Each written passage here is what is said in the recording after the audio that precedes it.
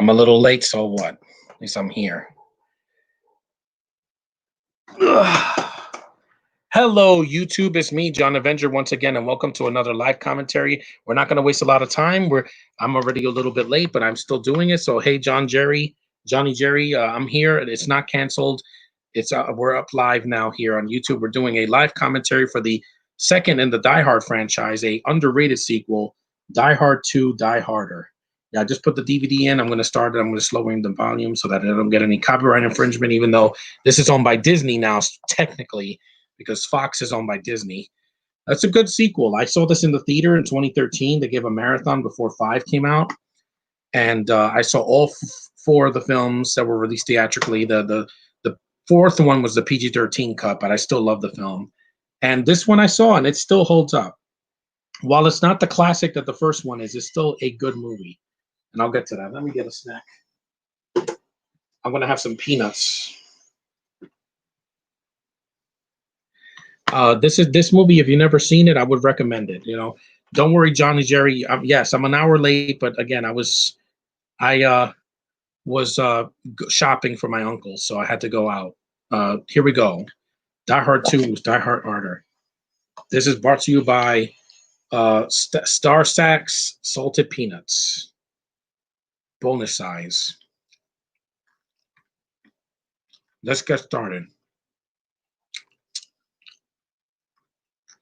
Because I watch this every year along with the first one. It counts. It's a Christmas movie. It takes place during Christmas in Washington, D.C. at an airport. It's a Christmas movie. Get over it.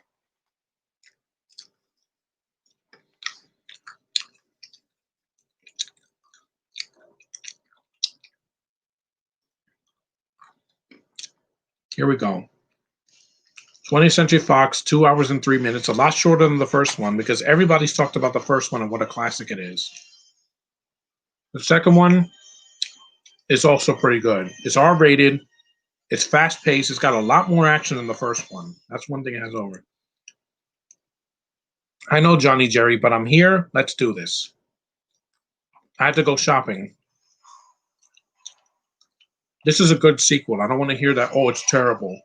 This isn't Predators, guys, or The Predator. Bruce Willis is still awake in this movie. He's still funny. He's still very charismatic. I like the villain here. Here's a Robert Costanzo as the cop with the most thickest New York accent I've ever heard. Merry Christmas. He's a good actor. I like him. He also did the voice of Phil in the Kingdom Hearts games.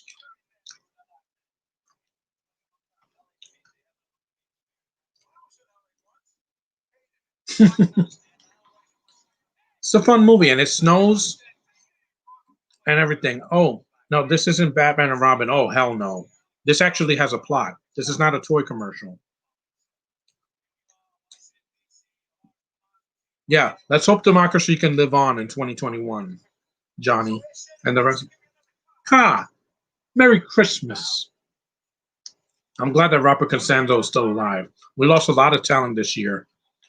And, you know, it's a good movie. Dennis Franz is great as a police captain. He's absolutely hysterical because he gets right in McClane's face.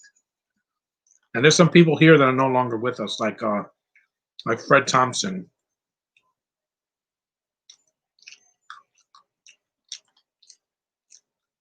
And this is a fun sequel. Let's face it, nothing could live up to the first one.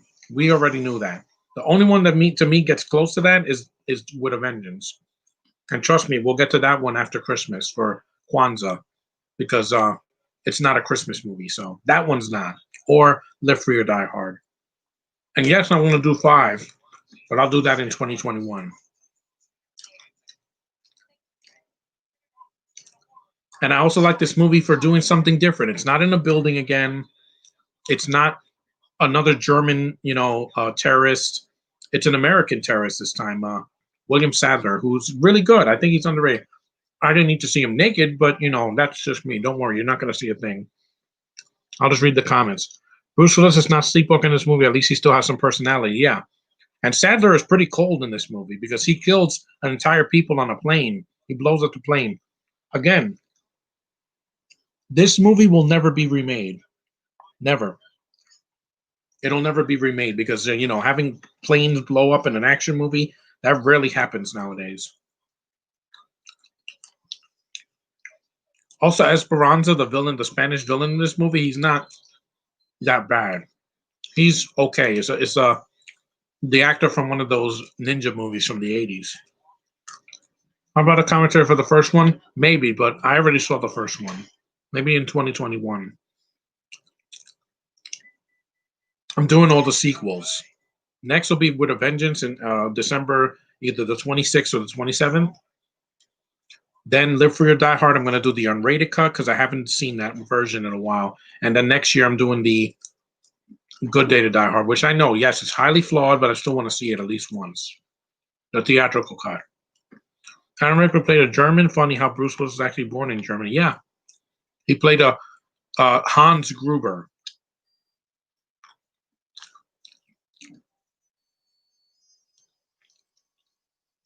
There's some similarities. There's also a black guy here. He's just not the tech guy here. And this is when people remember when you had to use payphones, Johnny. Remember that before cell phones existed, before everybody and their mother had a cell phone. Yeah, and I like that they brought back a lot of actors from the first movie. Bonnie Bedelia comes back. William Anderson comes back. Reginald Val Johnson has a cameo.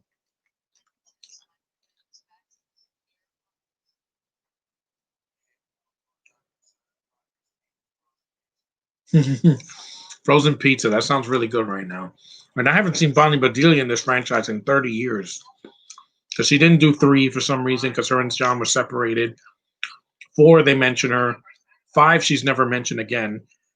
It was made in 2020. It would probably be easier. What was made in 2020? This movie? You're not going to do a 9/11 movie now. Not in 2021 coming up.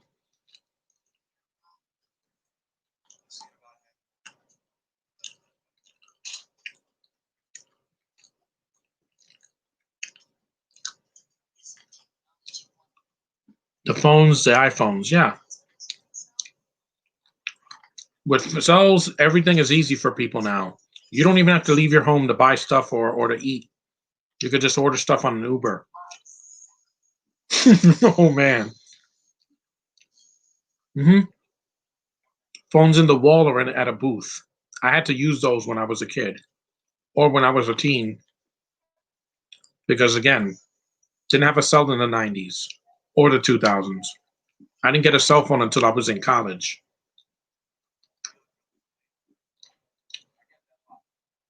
Funny how William Sandler was a villain here, and yet in Rocketman, he's actually kind of an anti-hero. Not a villain, but an anti-hero because he loses his temper a lot and he's pretty mean, but it's a good actor.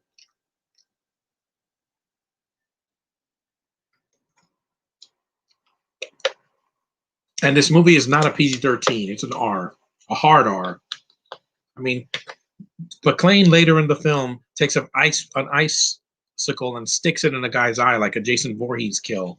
I've never seen that Jason Voorhees do that. I would like to see that once. Jason in like a snow lodge or a ski resort, and he just stabs somebody with an icicle in the face. Again, guys, you don't need to use CGI. Fake blood is not hard to find. It really isn't.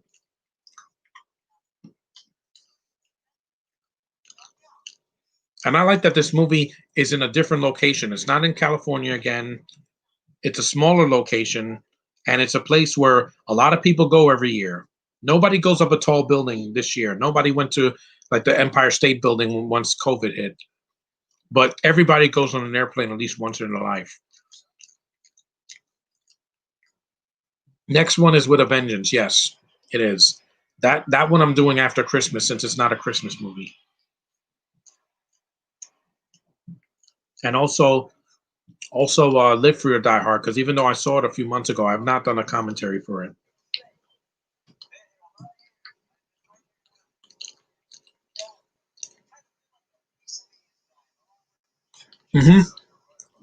Yep. Blah, blah, blah, blah. These villains are not screwing around. These are not cartoon characters like in the first one. Well, not Hans Gruber. I'm saying some of his villains were kind of cartoonish, like no more table, Next time you have a chance to kill someone, don't hesitate. And then John is like, blah, blah, blah, blah, blah. Yeah. This one is definitely more serious than the first one. These villains kill and don't think you get a second thought about it. And they kill a lot faster. In the first movie, it takes about almost 30 minutes for Hans to show up. Here in 8 minutes. Oh, look, it's the Canadian actress um, that plays the news reporter in this movie. She's good in the film. She's a supporting character. The supporting cast in this movie really works. Excuse me.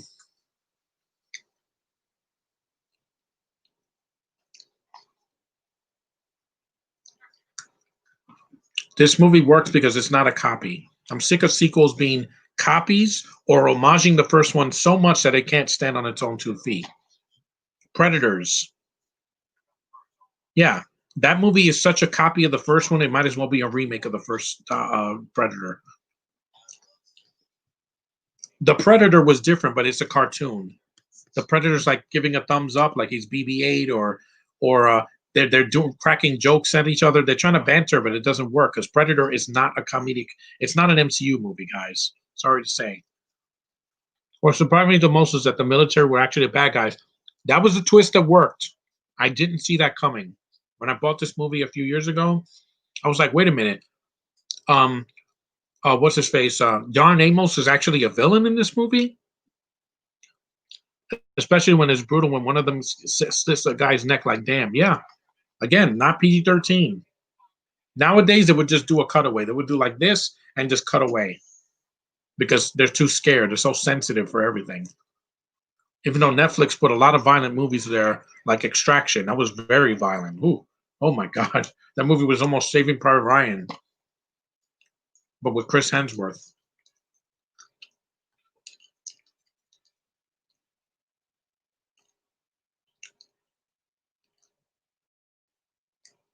And Bruce Willis, I like to see him with hair. I don't mind him bald. There's some good movies he did while bald. He did Hostage and Live Free or Die Hard.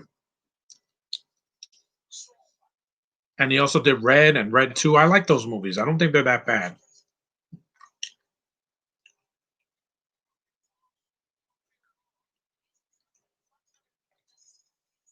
And there's a lot of F-bombs in this movie. How are they going to put this on Disney Plus? Make an adult section that can be, access to a code that kids can't get to, and you can see R-rated movies on Disney Plus. They're going to do it eventually, guys. Netflix has a lot of R-rated movies. Yes, and someone got shot in the eye in Extraction. Yeah, it's brutal, man. I was not prepared for how violent that movie was going to be. I'm like, good God. Like when at the end of the movie, when Liam gets shot up, they say not Liam, Chris Hemsworth, when he gets shot up, I thought it was over, but they said they're going to bring him back. So he survived that shot? I don't know. But it's really brutal. It was like John Wick levels of violence. I'm like, wow. See, 1917 couldn't be that violent, or Dunkirk, because it's PG-13. War movies shouldn't be censored for children. Sorry.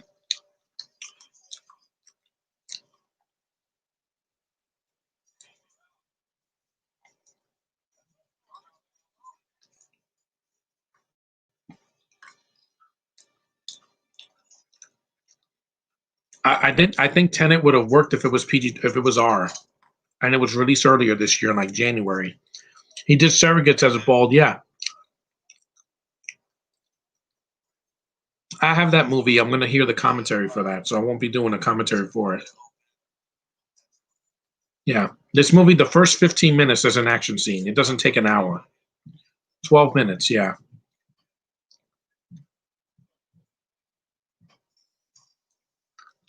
I'm eating peanuts because I don't want to eat something with too much salt. This only has 90 milligrams, yeah, because my blood pressure was too high yesterday and I can't risk it. So I won't be eating popcorn tonight.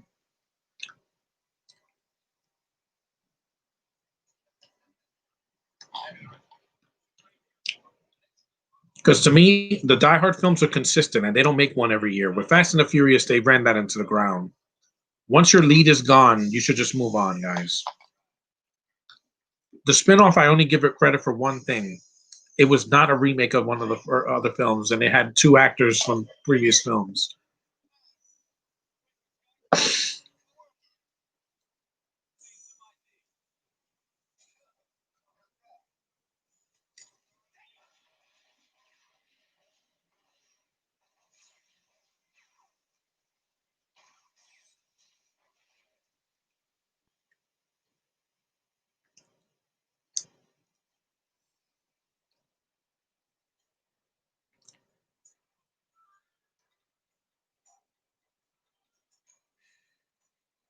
And yeah, I'm on Facebook while I'm watching the movie because I've got my eyes locked. I'm also looking at the chat. I got a lot of notifications and I want to go through them. I'm going to just post some pictures.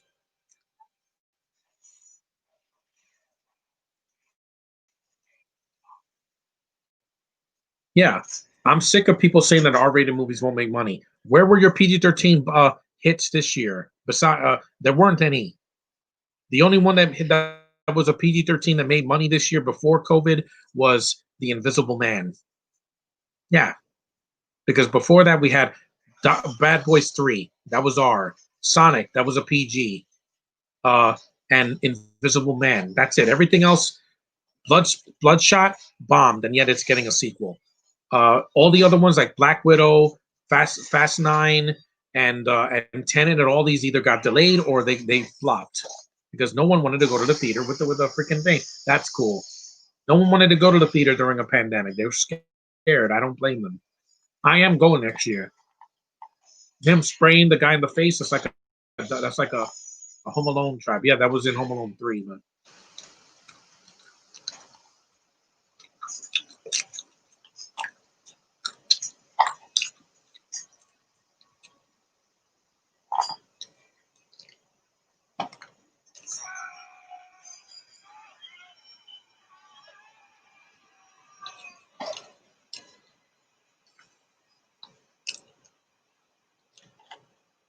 this film has a very fast pace. It doesn't take an hour for something to happen.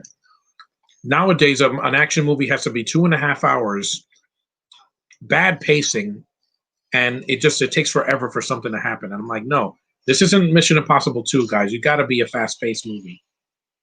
No one wants a slow burn action film. That's awesome. Yeah.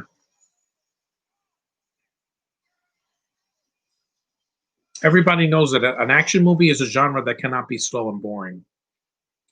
You'll be your least favorite Bruce Willis movie. North is one of them. That movie is horrible. He's barely in the movie and he's in a bunny suit. Also, I don't like Hudson Hawk. He probably is because Bruce Willis is just like he's tired, guys. He's in his 60s and he's like, I don't have to prove anything anymore. I'm like, then retire or just stick to do directing. It worked for Clint Eastwood. He's like 90. Yeah, that was the bad guy. And he's not like Steven Seagal. Seagal is a fat schlub of a man that doesn't even do theatrical releases anymore.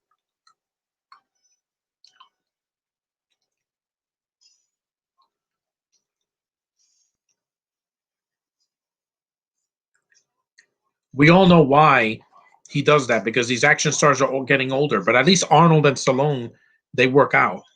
They still do theatrical releases, even though they bomb.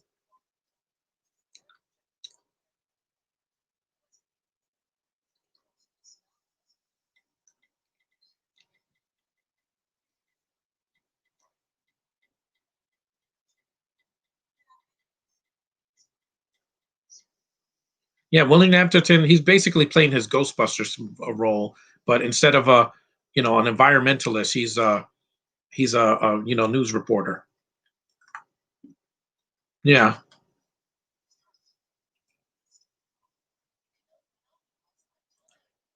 put me close to that woman. Yeah, social distancing. They did it 30 years ago, guys. I think we know what it means. 50 yards.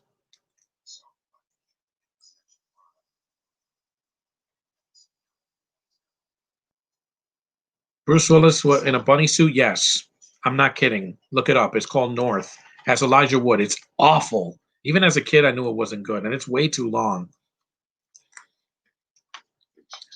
Steven Seagal talks shit about everyone. I know. He says he could beat Van Damme. I would love to see him fight Van Damme right now with while fat. He probably couldn't throw a punch, much less, you know, do a keto. His Aikito's this. I can do this, guys. I can do this, and I've never taken a keto classes in my life. I could do that with my eyes closed. Look, it's like Power Ranger stuff. You're fighting like a Power Ranger, dude.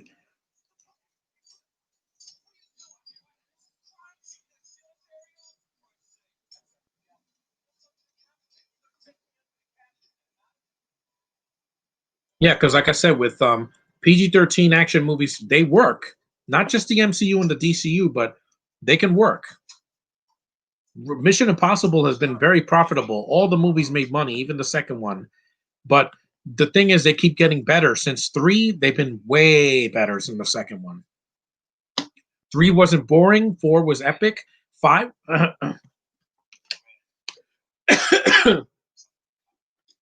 Yeah, excuse me. I choked on a piece of peanut. What are your thoughts on Braveheart? I haven't seen it.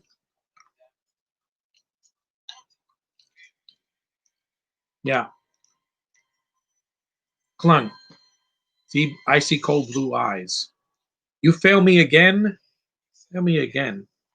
Paper won't be empty. Yeah. See? Yeah, Hans Gruber didn't even kill his own men. Like in this movie, they do. Terminator 7, no, we don't need one. I'm tired of Margot Robbie. Stop putting her in everything.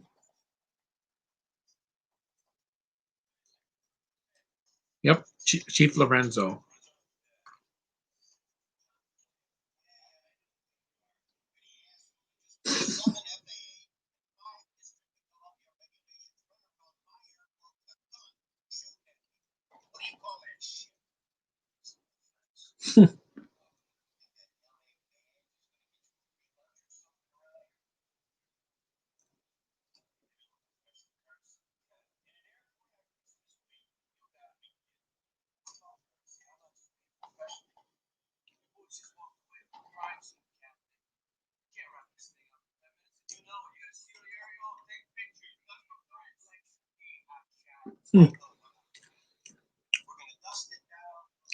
Yeah, the North I heard was so bad that even most people give the film a negative 1 out of 10. It's a bad comedy. It's not funny and it's really mean spirited.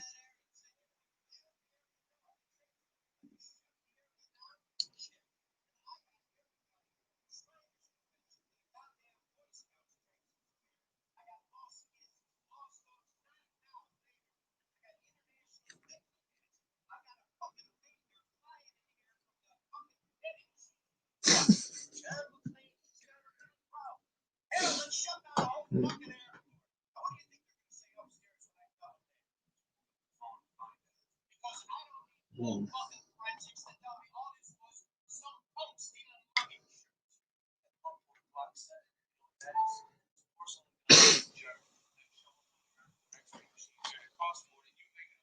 Don't be surprised what I make it on.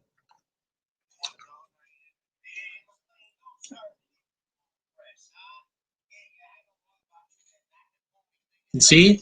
Continuity, guys. According to Wikipedia, it's considered to be one of the worst films of all time, along with Batman and Robin and Catwoman. Have I seen Broken Arrow? Yes.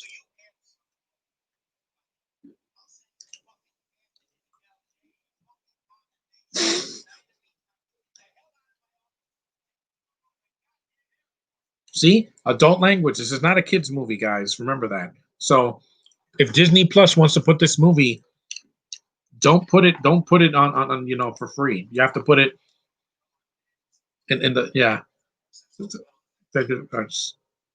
Letting your ass or just shitting your brains. Yeah, I love that. That's a great line. What do you think of it? Broken Arrow's a good movie. I didn't know John Travolta was the villain until I saw it as an adult, but he's good. Yeah.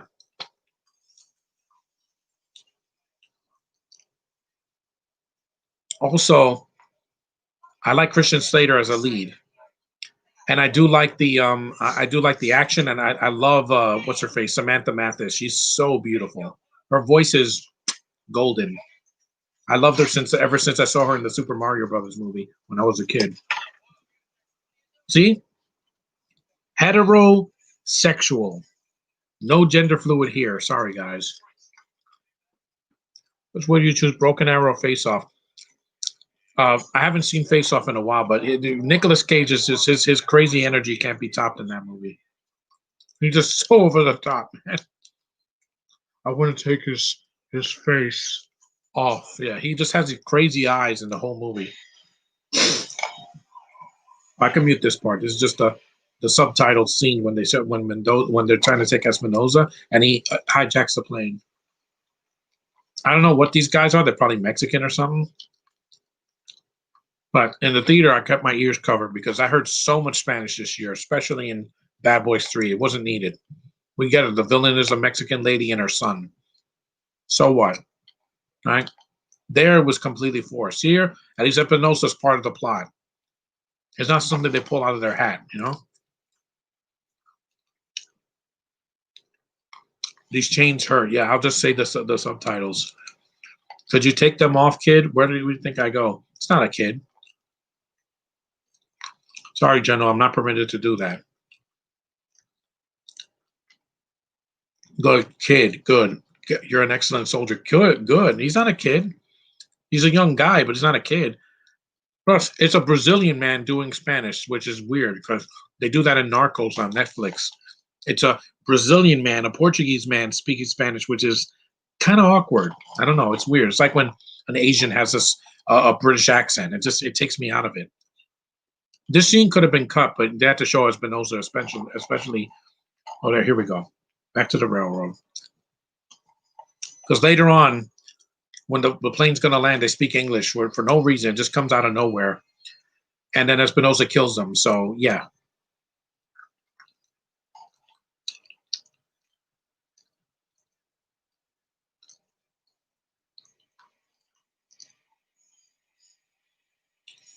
Because let's face it, Nicolas Cage is way more crazy than Travolta.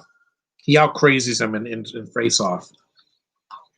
There's Alan from the first movie. Yeah.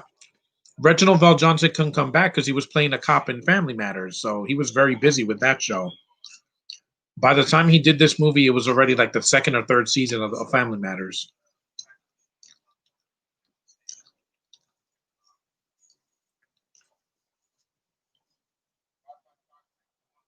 Yeah. Yeah. Remember when people couldn't send a text message or an email? They had to send a fax? Yeah, that was a long time ago, guys.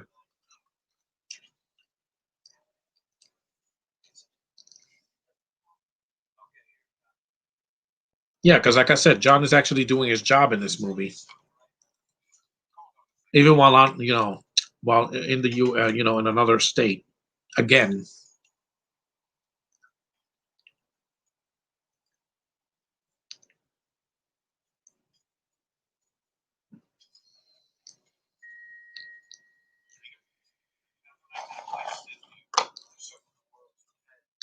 he got a little cut on his upper eye. It's kind of like Harry Potter's little scar when he's a kid.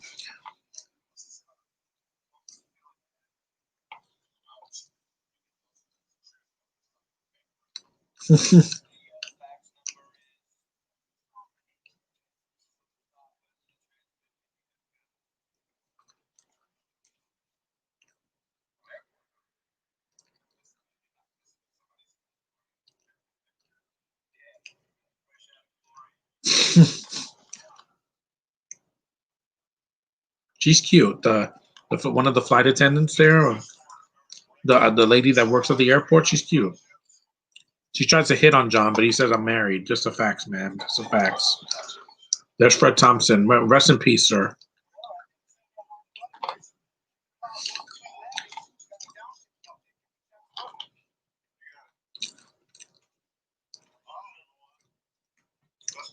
I would have fast forward that scene, but I'm like, nah, I'll just mute it.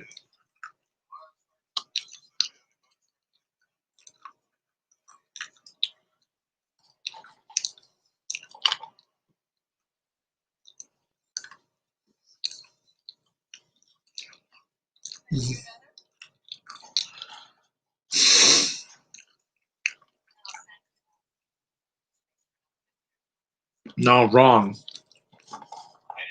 For the rest of the movie until the end of the film, near the end.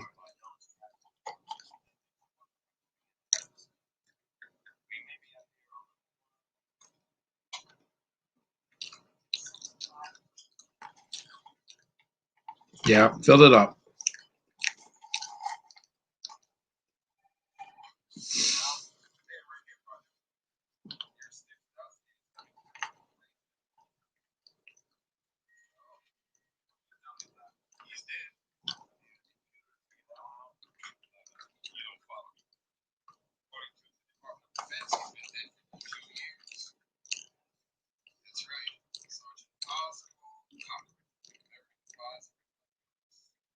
Because, like I said, if I'm going to see a Christmas movie, I might as well do a live stream for it, so I don't have to review it again.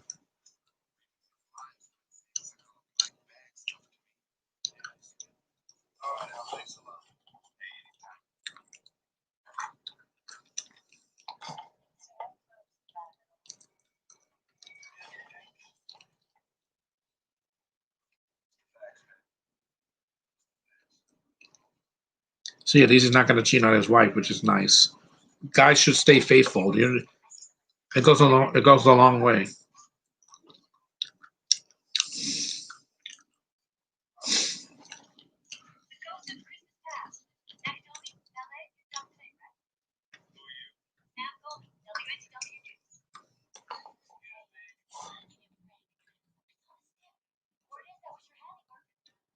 Yeah, I still like this movie. You know who directed this movie? It wasn't John McTiernan because he was busy doing Hunt for the Red October. So they got Renny Harlin. This is not one of his worst, guys. You want to see a terrible Renny Harlin movie? Go watch freaking The Legend of Hercules. That's a terrible freaking movie. Yeah, that's a horrible movie. That movie's so bad that even the critics were on my side. It's got horrible CGI, terrible acting, bad action sequence in slow mo, like it's a Zack Snyder movie. It's terrible. I'd take this any day over Legend of Hercules. That movie hurts a lot. One of the worst films I saw that year in 2014. I was like, good God, this movie's horrible. This was in theaters. No wonder theaters closed this year.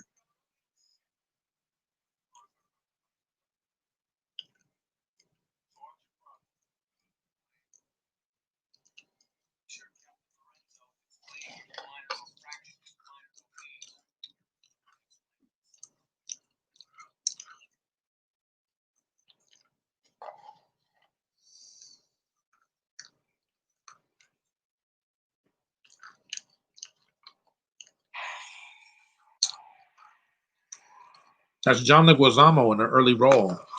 He's one of the henchmen. Weird to see him in a movie like this. First movie I saw him in was Super Mario Brothers, along with Samantha Mathis. Because Bob Hoskins, I saw him in Who Framed Roger Rabbit when I was a kid, and Hook. So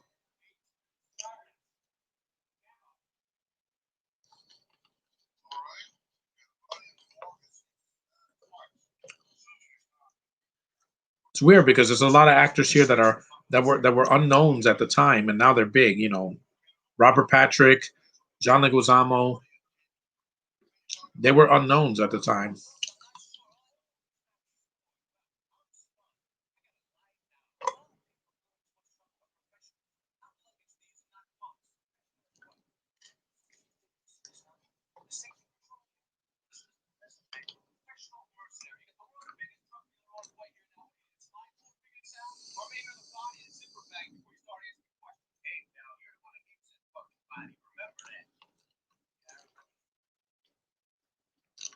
Yeah, and Bruce Willis was raised in Jersey, not New York, but it's close enough.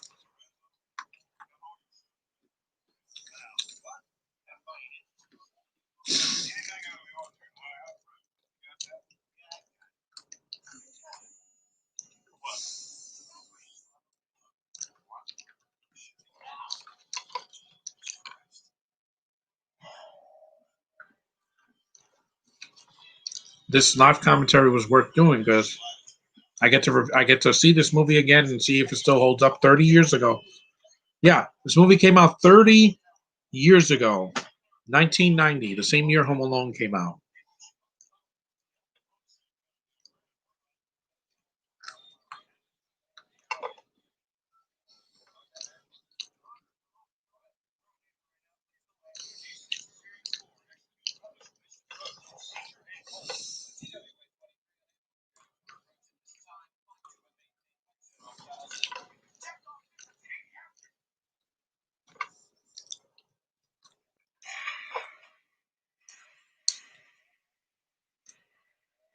Not every sequel can be the first one, guys. Even standalone movies like Black Widow, I'm not expecting it to top Endgame next year. I'm really not. I just want to see it.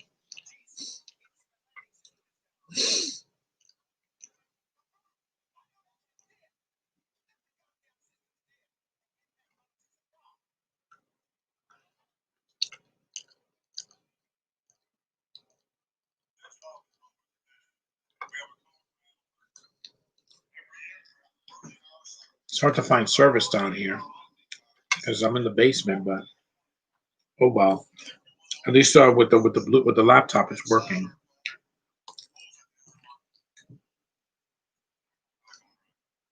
I need something to wipe my hands with. Hold on.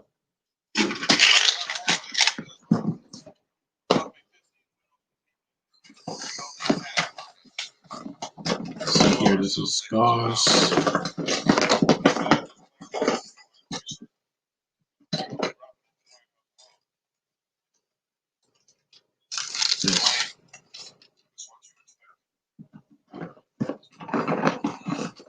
Here we go. Yeah, I know. The movie's not over yet.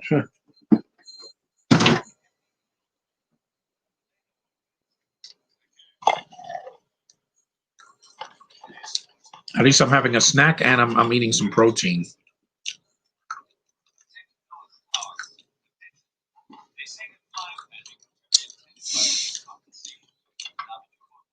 I don't know what happened to Johnny. He's not in the chat right now. It's been 15 minutes. Oh, there you go. Okay. Stay with me.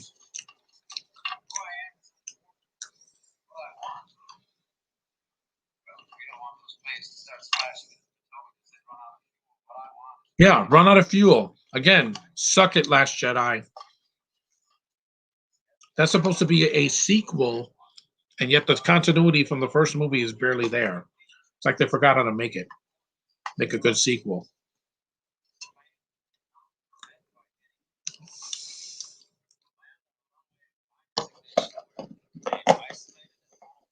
Isolated, just like this year. I know about isolation. I'm not the only one that was, isolated.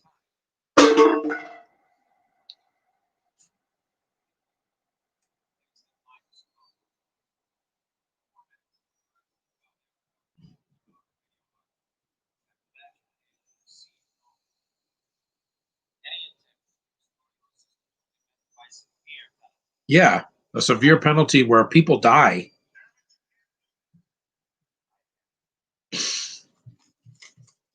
It is scary because you don't want to go on a plane and not know if that's not like it on when you're on the ground when you could just avoid people. On a plane, you're stuck in the same spot.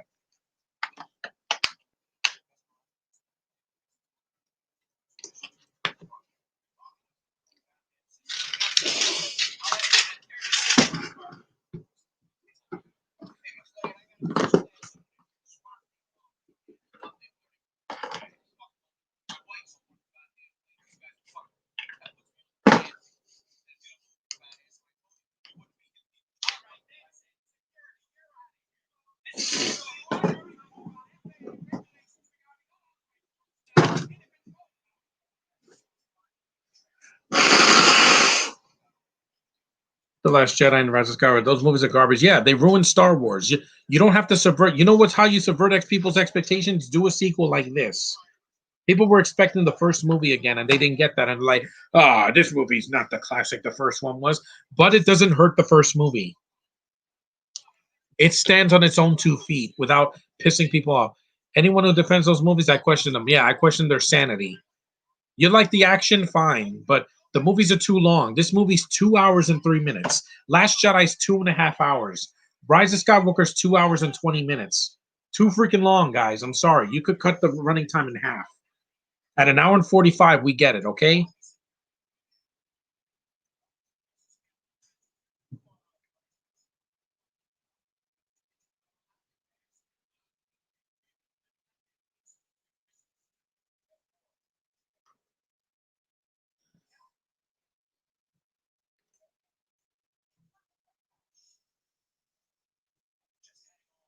Yeah, you want, I didn't even like Rogue One and Solo, and those are standalones. But the problem is they're boring, and Solo is so bad you can't see what's going on. The whole movie's with the lights off.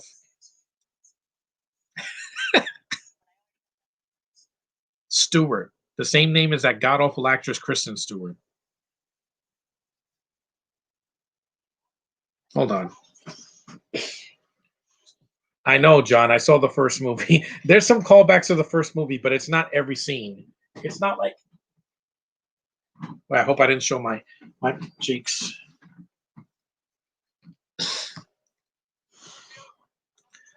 The first movie did a lot of things right, but I'm saying that there was also some scenes that didn't make any sense. Like the scene where he catches Hans and he can kill him right there, and then he changes his accent. He's like, "Oh God, no!" And I'm like, "That's laughable." That scene makes me laugh, and it's not supposed to be a comedy. It makes me laugh. Like, "You're one of them, aren't you?" And I'm like, bless Randall Rickman. He tried, but his southern accent. Yeah. Well, the writers of the first one, because this movie had the same writers, at least one of them anyway. It was no, Joel Silver. No, he's one of the producers. Stephen E. D'Souza wrote this one, and he wrote the first one. So that's how one of the writers is from the first one. That's what I'm saying. You could do this similar things, but don't make the sequel pointless. Don't make the sequel hurt the first movie. Don't make the sequel go from an R rating to a PG-13. And I'll get to that when I get to Live Free or Die Hard, which I'm going to see the unrated cut because that's the cut that should have been in theaters back in 2000.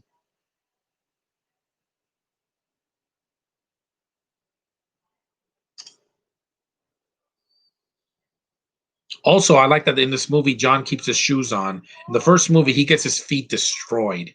They're freaking destroyed. Like they're bleeding so much, and it's hard to watch. People don't say that that's cringeworthy, but seeing John like bleed from the feet, I'm like, yikes.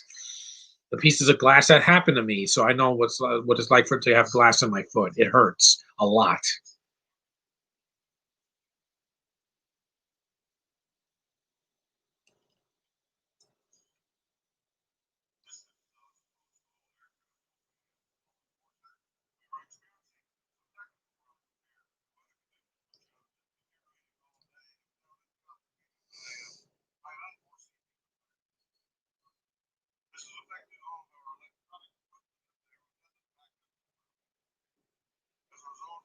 This movie is not a masterpiece, but compared to some of the action movies we got this year, it is.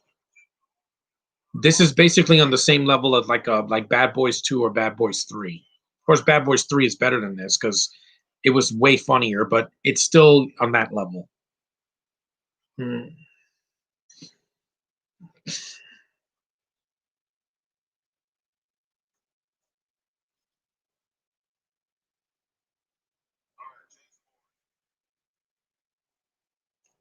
Because, like I said, I would love to see an action movie be different from the first one, but not too different, where it's not doesn't feel like a sequel to the first one. You got to keep the continuity. I've been hearing good things about Wonder Woman 1984, and hopefully that lives up to the first movie and has a better fight scene at the end. Because the first movie, I did not like the fight at the end. It took me out of it. It was too video gamey, and Steve's death, it doesn't have the impact that it should because his death is just a minor inconvenience. Because in the second movie, he's there. For some reason, he survived.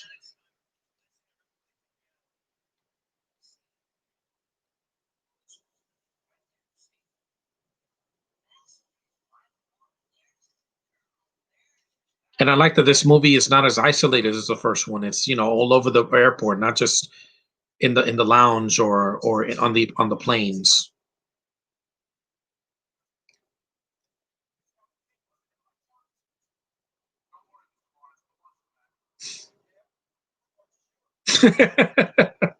Who watches yours? There's some good zingers in there, but it's not like a full huck yuck yuck. Let's make her laugh every 5 minutes. I appreciate that.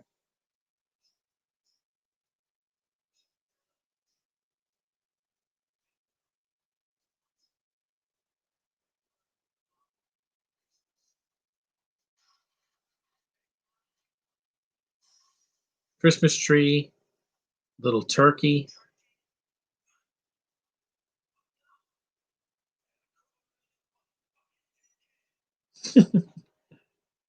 That's a great line. It's not come to the coast, you get together, have a few laughs, but it'll do.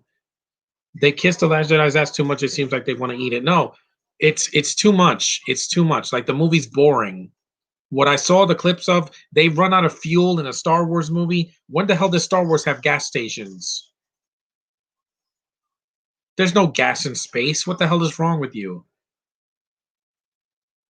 And also, there's the Terminator. Yeah, there it is. Robert Patrick. This is a year before he did T2, which is one of the best action movies ever. And please stop making Terminator sequels. You can't do it right. Even bringing Arnold back is not helping. Sometimes you just got to let a franchise be. There hasn't been a Die Hard movie since 5, and there's a reason for that because it got such a horrible reaction. And and since the Fox merger with Disney, the McClane movie, we don't know what it's going to be like. It might not even happen, but we'll see what happens in this decade. There's a lot of gunfire in this movie, I must say.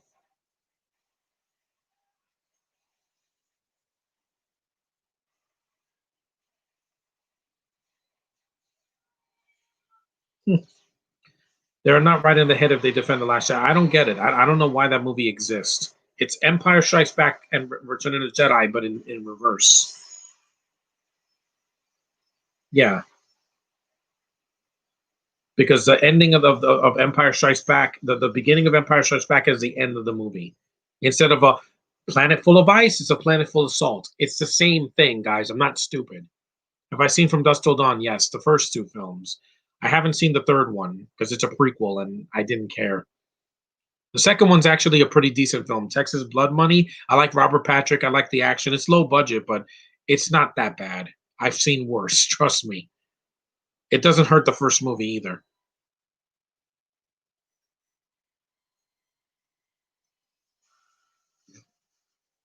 Oh man. And the T1000 dies pretty easy here, Robert Patrick. Dumbasses probably love Alien 3 and Alien Covenant. I didn't like either one of those. 3 is a disappointing ending to the franchise for a while, and Covenant was so bad. Oh my god, the effects in that movie and the writing and some of the action did nothing for me. I was bored. Michael Fassbender gets way too much freaking screen time. Too much.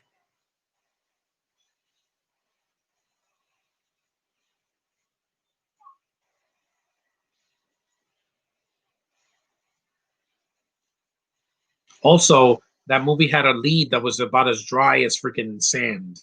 Because you had a T2 is better than Die Hard 2? Yes, of course. Because again, the effects for the time and the stakes and the scope of the movie was much bigger. But I will say this: your lead kills a lot more. Arnold doesn't really kill a lot of people in the second movie. He just once he does kill in the beginning, but once John is like, "You can't kill people," I'm like, "Yeah, why not? I'm a Terminator." I'm like, "Yeah, that's kind of reduces it a little bit." 1990 was actually a pretty great year for films. Yeah, a lot better than this year. I'll say that because the theaters are actually open. TMNT, the first one, Total Recall, Ghost, I haven't seen. Goodfellas, yeah, I saw that this year. It's really good. Home Alone, Back to the Future 3, Jacob's Ladder, Predator 2, this movie. You had what other movies from 1990? There was a lot of them. Was there a Superman movie? No, there wasn't. Arnold is a good guy, yeah. I get it. I like this pose that Bruce Willis does like this.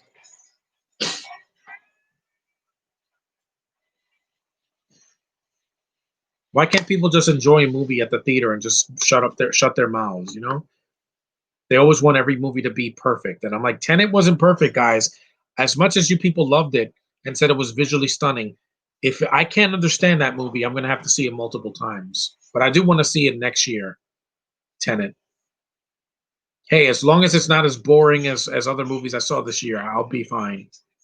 I respect Nolan for making visually stunning movies, even though I prefer Denis Villeneuve, the director of Blade Runner 2049, Arrival, and Sicario, and all that other stuff that he's done.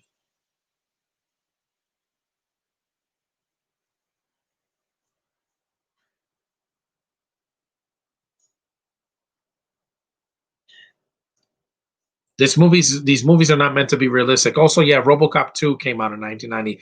That was the last thing I saw in the theater this year. Yeah, RoboCop 2, I saw that in the theater. People clapped at the end. They were a lot of crowds, and there were no kids, which is how it should be.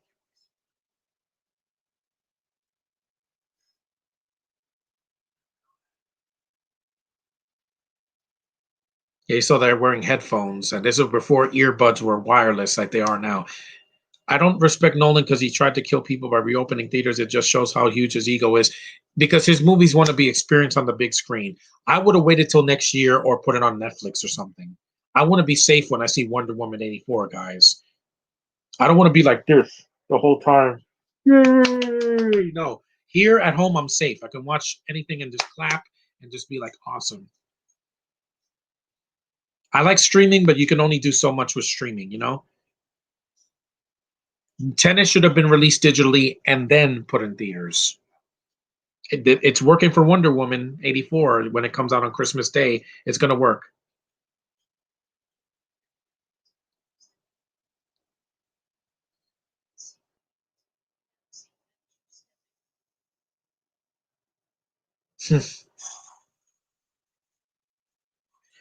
But he should have delayed this movie for next year. Exactly. That's why Black Widow has to get released next year in the theater because hopefully the vaccine's already in trial run. So we're going to get it by next summer.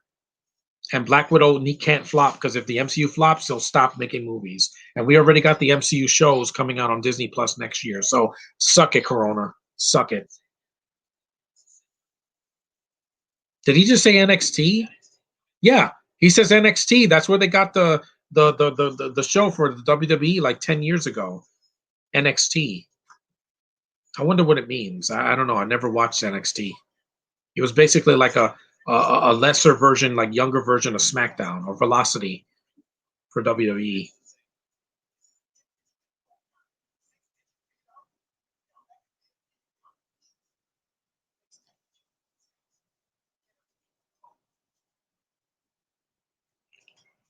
Yeah, movies got delayed a lot this year, but some of them got pushed to digital. It worked. I was fine with seeing Hamilton at home. I didn't just see it with a big crowd. I got the theater experience at home, so that was fine. But things like the MCU and Godzilla versus Kong and the DCU, I need to see that in a theater, but not when the theater's poisoned by a bunch of freaking, parasites. Have I seen Drive? Yes, I have Drive on DVD, and I also have Drive with Ryan Gosling, a really good crime drama, not action movie, crime drama. That's really atmospheric. Like it's amazing how good that movie is, and yet no Oscar nomination.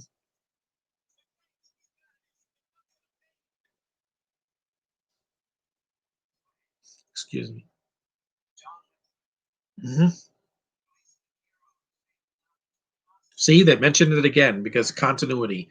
Continuity is not a. It's not a. It's not a freaking suggestion, guys. It's a recommendation. You want a good a sequel to make sure that it connects to the first one. You mentioned the first one, but not every second. Rise of Skywalker. Remember this. Remember this. Remember this. That's not how you do it.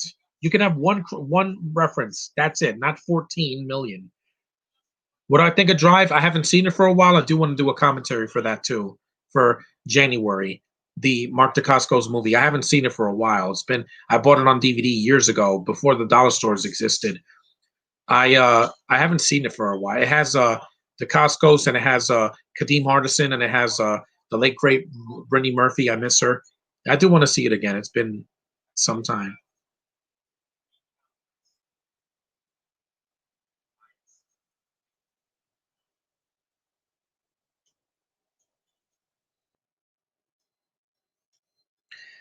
Also, I like the fact that we have a year where even though the theaters are closed, we did have a lot of streamed movies that were actually really good. There were some duds, but Disney Plus has only been around for a year, so I can't blame them too much. Netflix has been around for a long time. The mail in DVDs and Blu-rays, and now streaming. But I prefer the streaming because when you get DVDs and Blu-rays and they're scratched up, it's horrible. It's a waste of a Netflix account. Oh, here comes the Brits. Yeah, not a good year for them. No, it wasn't.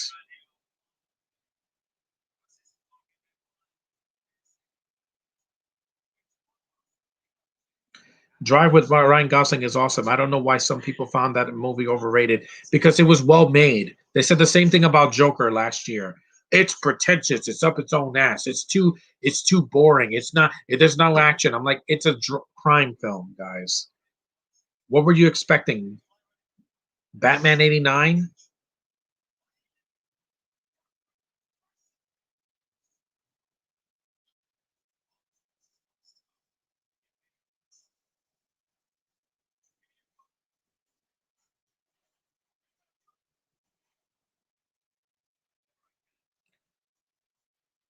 We all know why the movies bombed this year. Not because they were all bad. It's just it was not the time for it, guys. Think about it.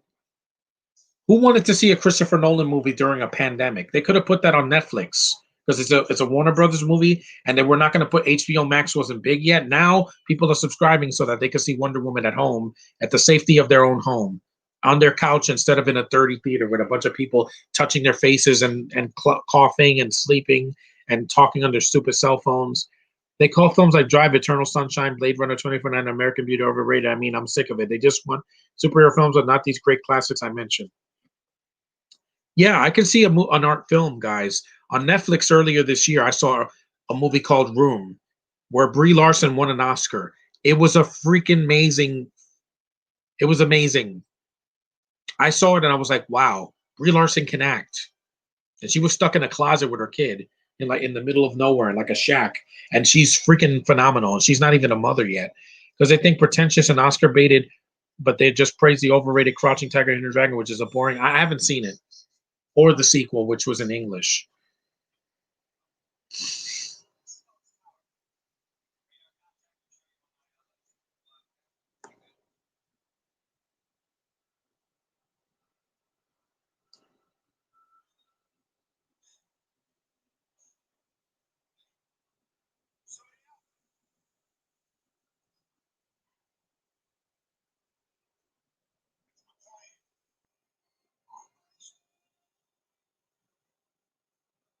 Yeah, and today's Hanukkah, so tonight. So happy Hanukkah to my subscribers and watchers that are Jewish out there. So enjoy your Hanukkah at home and be safe.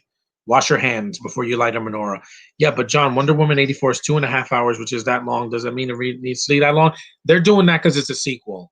It's a sequel to a DC movie that was already long, so they wanted to make it longer. They did that with Dark Knight. They did that with Dark Knight Rises. They did that with BVS. They did that with what else? So what other DC movies? The Suicide Squad's probably going to be just as long as the first one. Some movies don't need to be that long, but I'm like, if I watched it in the theater, in a safe theater in Jersey, I'll risk it. It'd be better than watching it next year.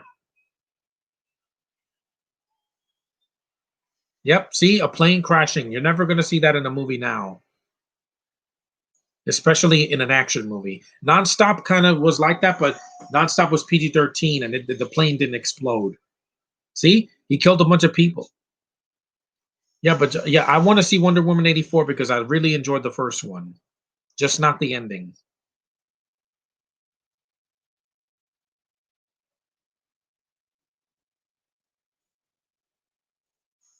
This villain is not screwing around. He blows up, and that's not CGI. That's real. That's well, it's not real people dying, but it's a practical explosion.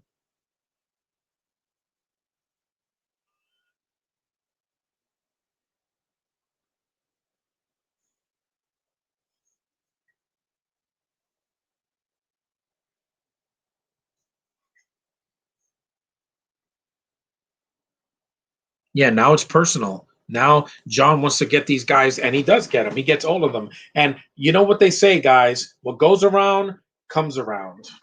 Yep. Let me put this up a little bit. Uh, yeah, like I said, he blows up a plane, so McClane blows up the plane that they're on at the end of the movie. Spoiler alert: if you haven't seen this movie, just go see it, guys. There's plenty of places you can stream this movie. Not Disney Plus yet, but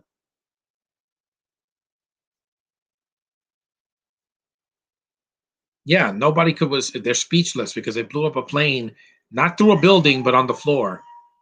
The plane wasn't ready to land, and it exploded.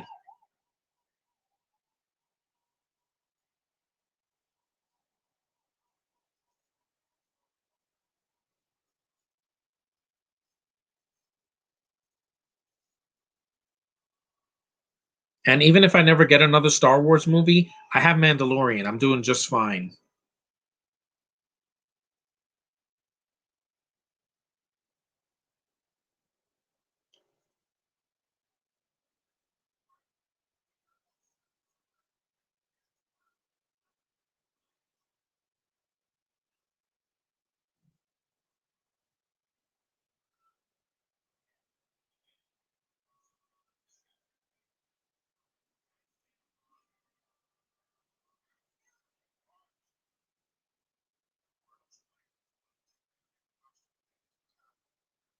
Hmm. And also, Wonder Woman 84, the reason it's going to be that long is because there's even more characters in the first one. You have Cheetah, you have Maxwell Lord, and then you're going to have other characters in 1984 that she's going to meet.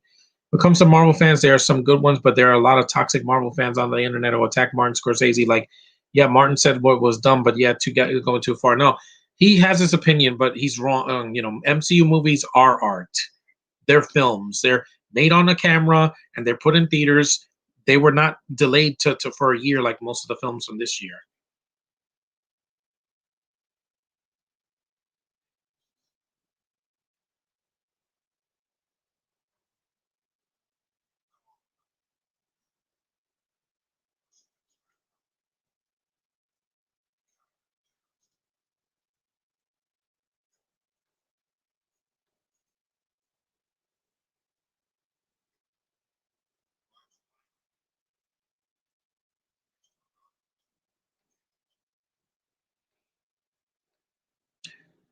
No, I'm not a toxic fanboy. I defend the MCU because I got exactly what I wanted last year.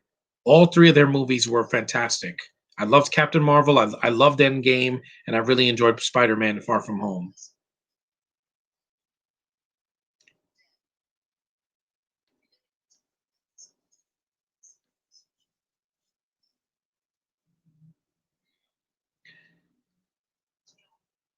Yes, they are art. However, they're going too far because they just can't let it go. But Mel Gibson a pass despite the fact that Mel Gibson said that thing's a lot worse. Yeah, he's a racist.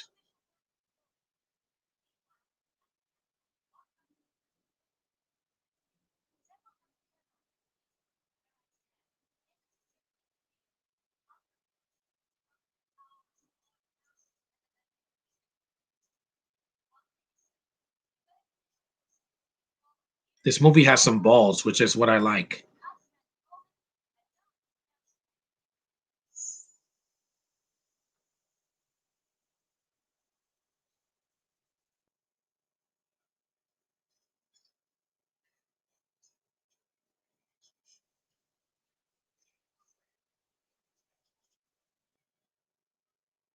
The top 10 most outrageous McDonald's controversies. We don't hire Turks, Greeks, Poles, Indians, Ethiopians, Vietnamese, Chinese, or Peruvians. Wow, that's really racist. Well, I'm none of those things, but still. Well, I'm part Native American, but Scorsese makes great films. He does. I have some of them. I've seen some of them. But he can't just go around saying, "Oh, these movies are just rides. They're just like theme park ride." No, Rise of Skywalker is a theme park ride. Literally, what do you think the ride is called in Galaxy's Edge? Rise of the Resistance. Rise, Resistance. Yeah, it makes freaking sense. And I'm never riding that ride because I have my dignity. Okay, my dignity is not for sale, fellow YouTube community and StreamYard streamers out there. My dignity is not for sale.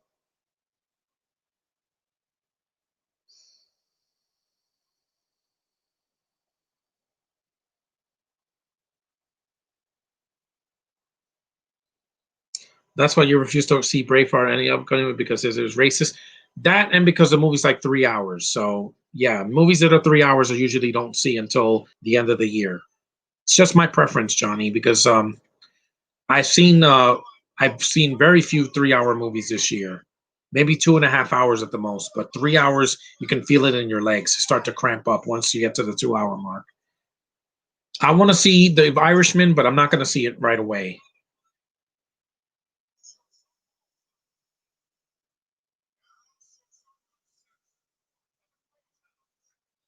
John Amos is a good actor. I don't know why they made him a villain too, but because there's already enough villains. You have Esperanza, who hasn't even entered the film yet officially.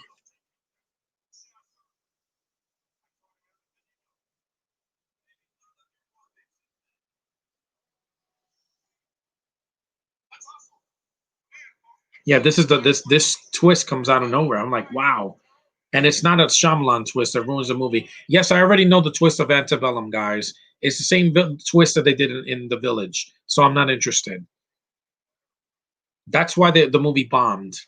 Yeah, because you want to put this Black Lives Matter movement in the movies, and yet you have a stupid twist from a Shyamalan movie.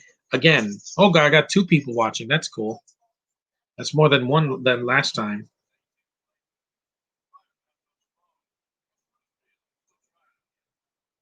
Everything wrong with Ocean's 12. Yeah, that movie is terrible. That movie's 2 hours long, and it didn't need to be that long.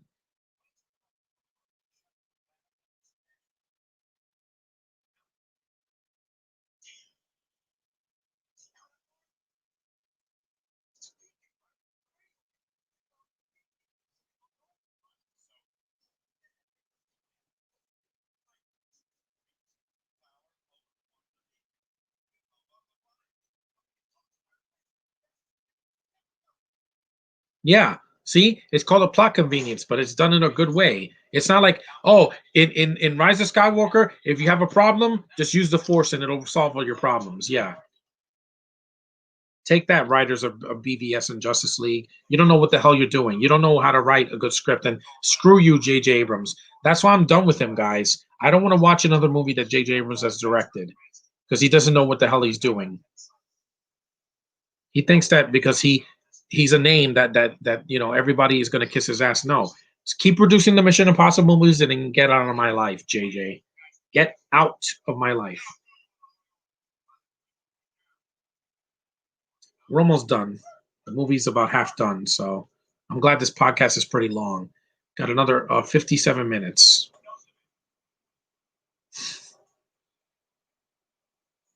Now I'll see Braveheart. I'm just not gonna buy it or rent it. I'm just gonna watch it on Netflix or if they give it on cable or something.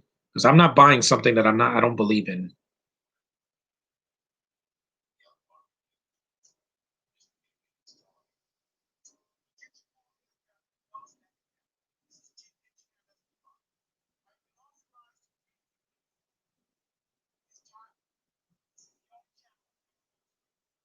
Hmm.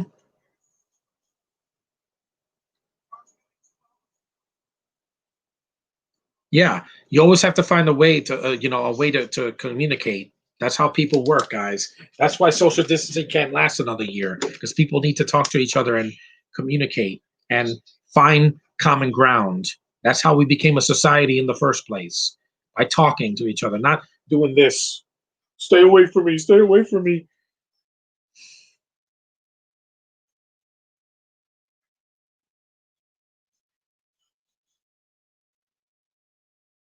Also, this movie is not racist. Like the third one, we'll get to that at the end of Christmas.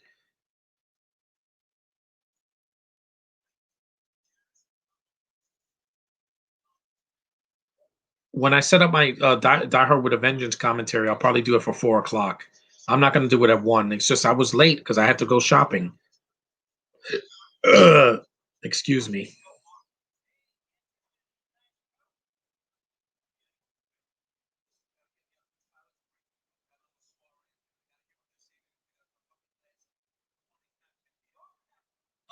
Yeah, but John, those idiots are boycotting The Irishman, but I bet they would watch another Mel Gibson movie, despite the fact that Mel is 100% racist, especially for the using the N word. I know, and also using racially insensitive words to Jews, which this is not the time for that. Trust me.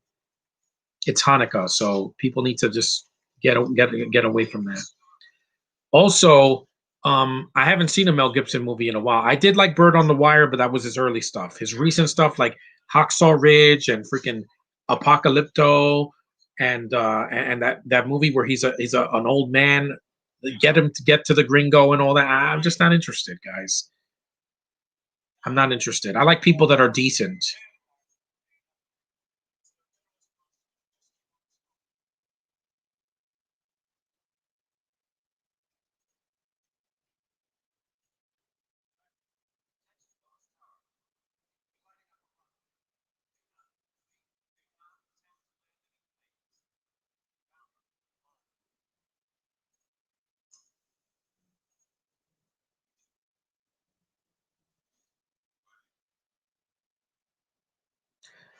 Because, like I said, I'm not a fan of movies, actors that are racist or whatever.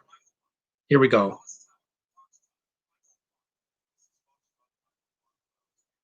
See, they can speak English. Yet in the last scene we saw them in, it was subtitled, like we're watching a foreign telenovela or something. Yep. How to Esperanza? He's squealing like a pig. He's like, right? He sounds like a pig. I'm not trying to be racist or anything, but he sounds like a pig, like he's snorting.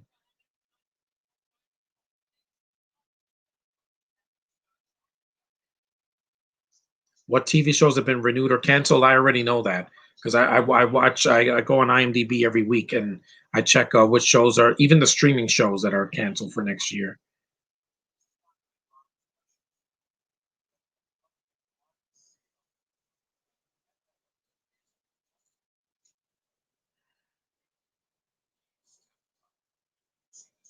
Oh, this is Franco Nero. That's the actor that plays Esperanza.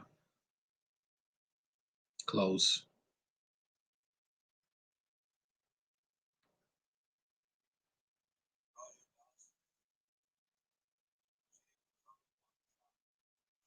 Mm. And that plane is also not like a char. It's like it's a different kind of a plane. It's like a war plane than a one of those regular planes. Because there's a lot of shows that got canceled this year. Yeah, a lot of stupid comedies.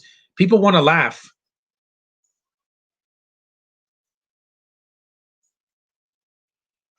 Yep, shot his freaking brains out.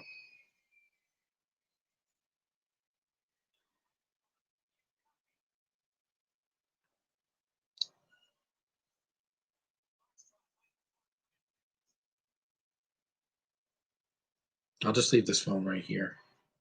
It's almost charged, so just make a good movie. Stop being a racist, bigot. In this world, hateful bigot. You don't need to be like that, guys. We had almost a year of isolation. I think we need to talk like normal people.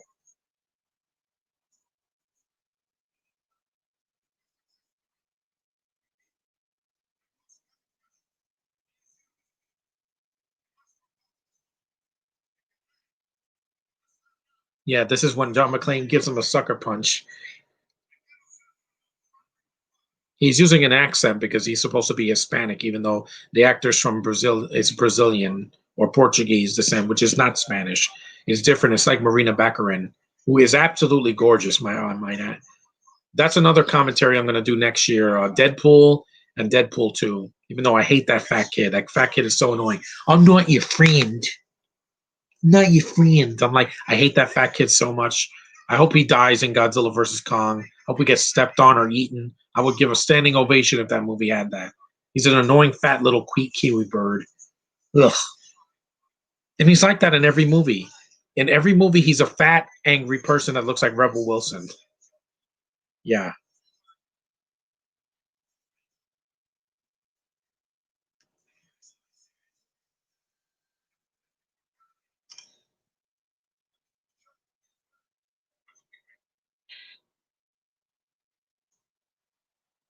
And the movie's long, but this movie doesn't feel that long because other movies they feel long. I'm like, oh my god, because this movie just end.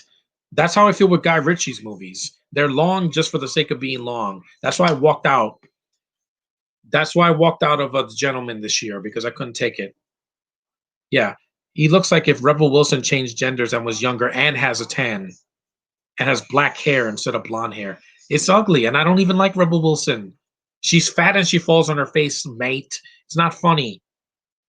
I didn't see Cats because I just couldn't take it. It's visually horrifying. This is what a movie should look like. Well directed, good effects, a freaking modest budget, a fast pace. It knows what it is. It's not trying to be anything else, and it doesn't horrify the audiences.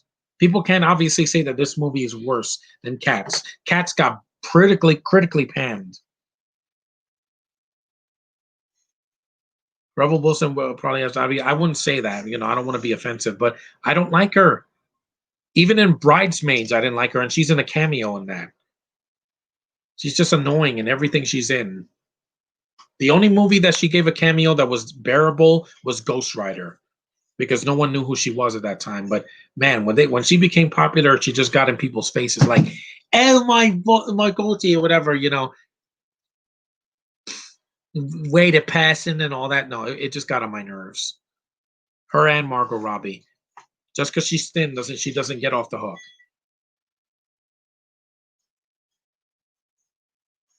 This is fun. I'm glad I'm watching this movie again. I can't do Die Hard with a Vengeance tomorrow because it's not a Christmas movie. And also the uh also Live Free or Die Hard. I'm going to see those in at the end of December, hopefully.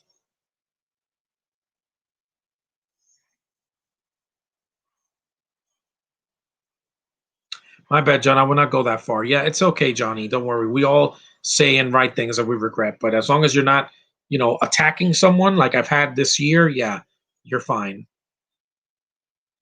At least you're a supporter and not a hater or one of these trolls that I can't stand on the internet.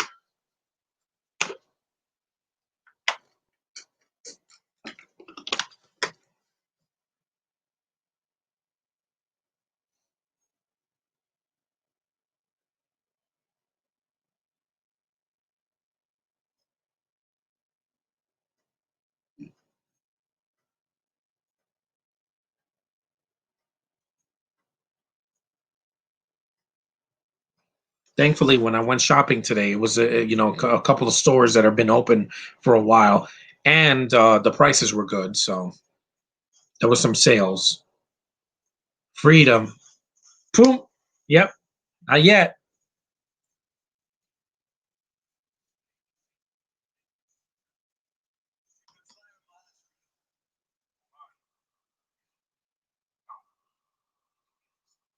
What that guy's and now that I got your sorry ass for wife. Yeah, see? Again, the movie knows what it is. It's being meta. I'm a good guy, you're a bad guy. Also, this movie, like I said, like with Deadpool, which will come out a few decades later, it winks at the camera, but not as much, and it doesn't have a joke every 5 minutes. But that movie worked because of its humor. Shazam worked because of its humor. Even The Mask worked because of its humor.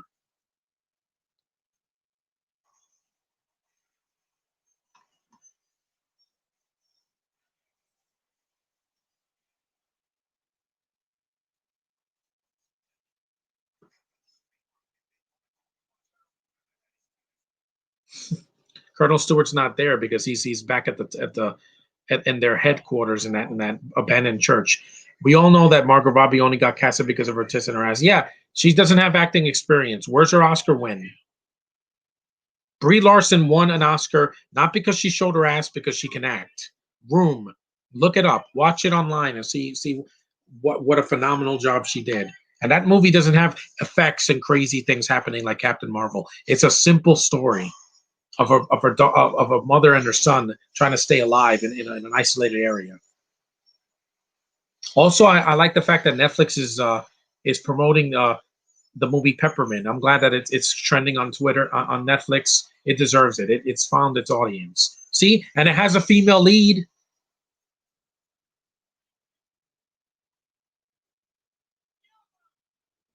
Uh oh, they're gonna blow him up.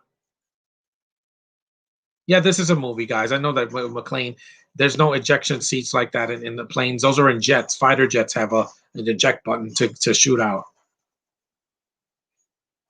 Danger eject. Yeah, this is a crazy effect when he jumps into the fire, but it's done well though. All things considered.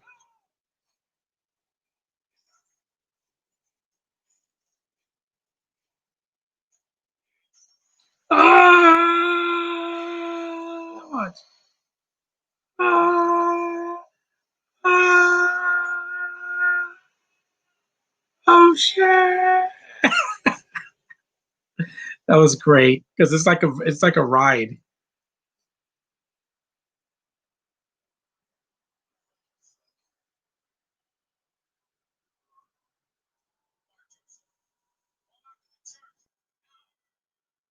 Because like I said, Netflix had a lot of good movies on there this year, even some older films that I hadn't seen yet.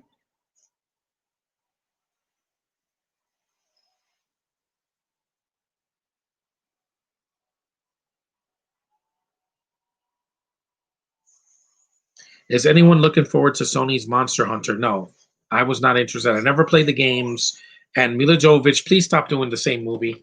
We already hated some of the Resident Evil sequels, and also we hated the freaking Hellboy remake from last year. Just do something good, or just stop acting, please, because we don't need You're a beautiful woman that deserves better. You can do something better. I know you can. Because Paul W. Sanderson hasn't done a good movie in a while. I like the first Mortal Kombat. I like Soldier. I like the first Resident Evil movie. And the second one he didn't direct. But come on, do something better.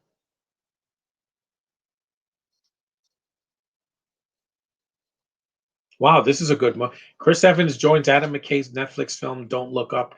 It's also going to have Leonardo DiCaprio and Jennifer Lawrence, two Oscar winners.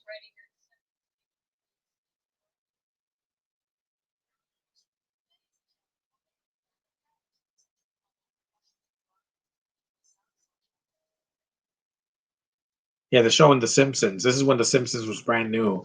Now it's been on the air for over 30 years. Crazy, huh? How time flies. Yeah, the Total Recall 4K, I didn't get it because I still have the DVD. I haven't seen it for a while. I'm gonna watch it in probably in the winter.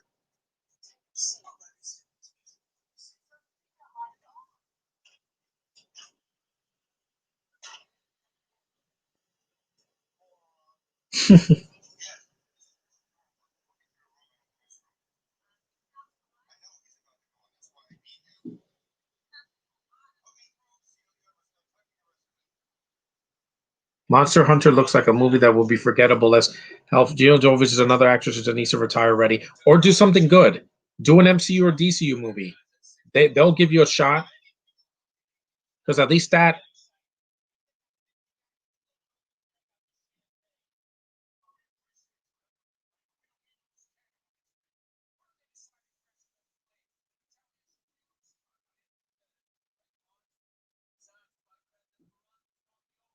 Yeah, exactly. But the thing is, an action movie can't end, and it can't end after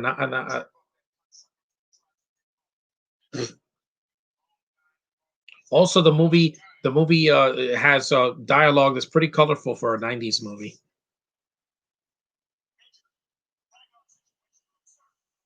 Yeah, if the movie was over after an hour, people would feel cheated. Like when Endgame, when Thor cut Thanos' head off, I'm like, please don't let that be the end. I would have been so pissed if that happened. He's like, no, I aimed for the head, and then the movie blacked out. I'm like, please don't let it be over. No, no, no, no. And I'm like, oh, thank God. 5 years later, I grabbed my chest. I'm like, oh, be still my heart. Mil Jovovich just pulled out. That's also already and leave him. Yeah, he's not a good director. It's like one of the reasons why the director of one of these films, Len Wiseman, left Kate Beckinsale because she's so boring now. It just doesn't. She doesn't work as a lead anymore.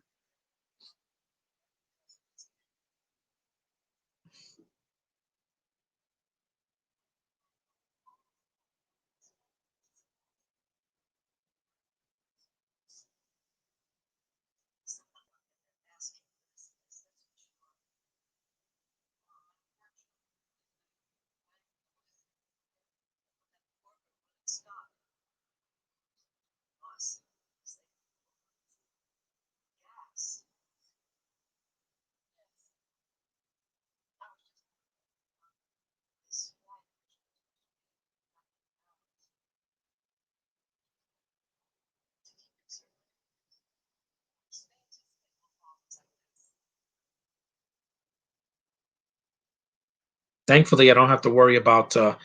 Would you do a favorite movie of the year you were born to 2020? Maybe in 2021, but not right now because I have a lot of videos I got to do between now and New Year's Eve.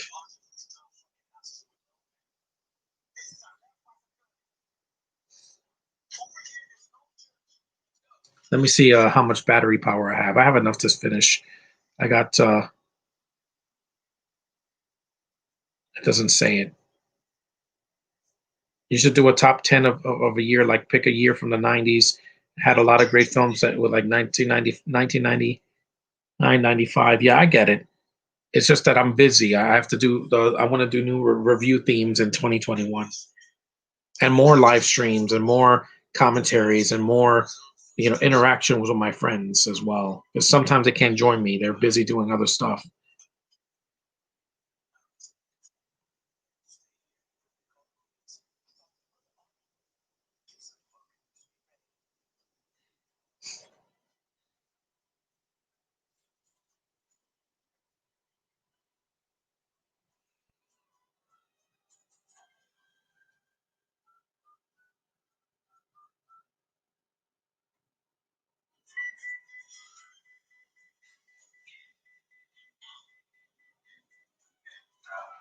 Here comes the icicle kill is coming. This is one of the best kills in the movie, which is saying a lot because most of the kills are like people getting shot. Here, it's just a piece of the scenery, of the elements.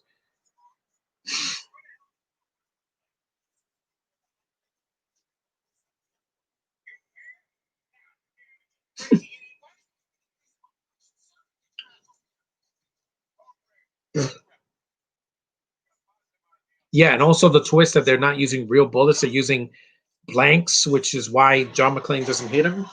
I'm like, wait a minute, that does make sense because he's shooting and he doesn't hit anything. And he's not a stormtrooper. Which would you choose? Super Mario Bros. The movie or Scott Pilgrim? Well, Mario Brothers because I've seen it more. I did like Scott Pilgrim, but it's an acquired taste.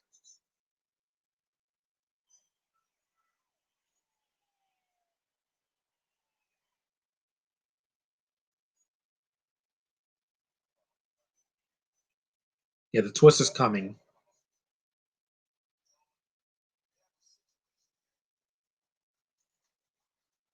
See, blue bullets, which is fake. Yeah, and they're wearing masks.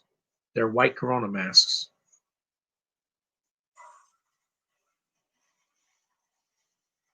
Also, Bruce Willis has less of a stuntman in this one compared to the first one.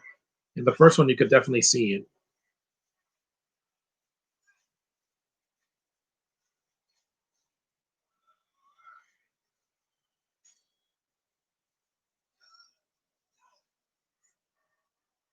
Here's the knife. Bam! It hits the floor, and he sticks an icicle right in his eye. This is great.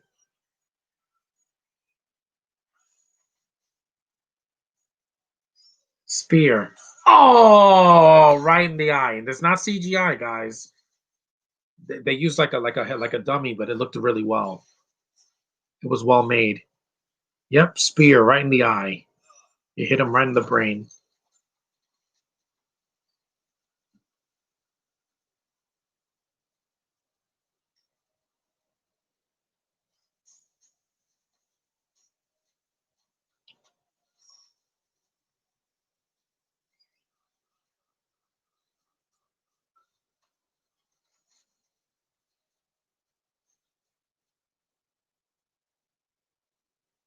And also, I want to see Snow next year. I choose a Mario Bros. Movie, which is a guilty pleasure. I do like it a bit. I hated Scott Pilgrim. I told you, it's an acquired taste. It's not for everyone.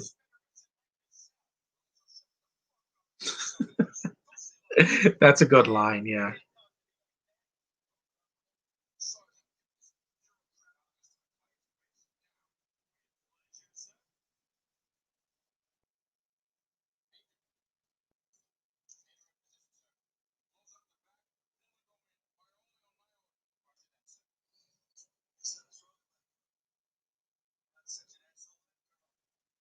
Oh, you're all right. Sure, kind of asshole.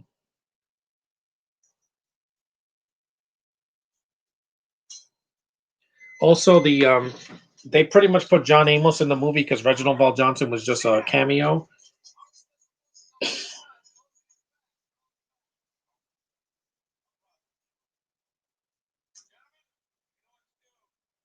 How much time do I have left?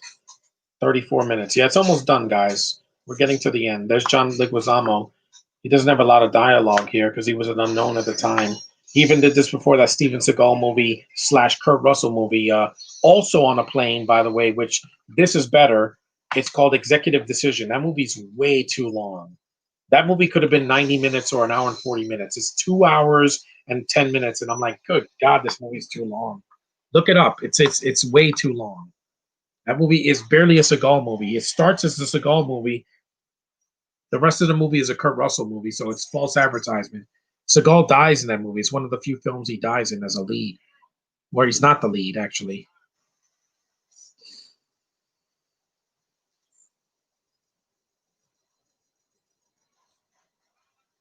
Why did I do the Die Hard sequels? Because I've already, the first one gets so much praise. I'm like, I want to just do it next year, hopefully.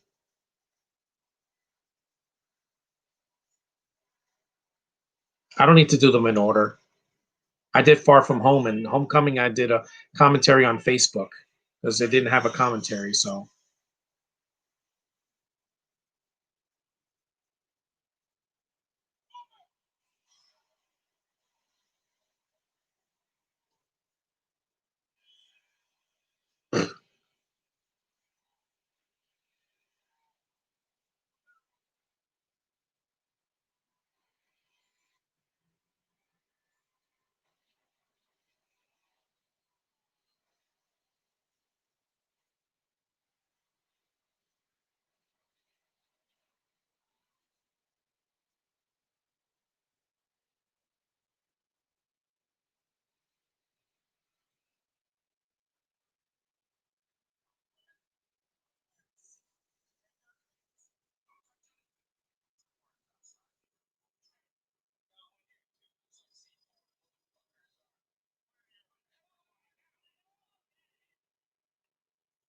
I like the first Die Hard. It's a solid movie, but the pacing was a bit slow. Yeah, it was. Basically, the first 20 minutes is a family drama, and then the movie becomes an action film once Hans shows up and kills everybody else.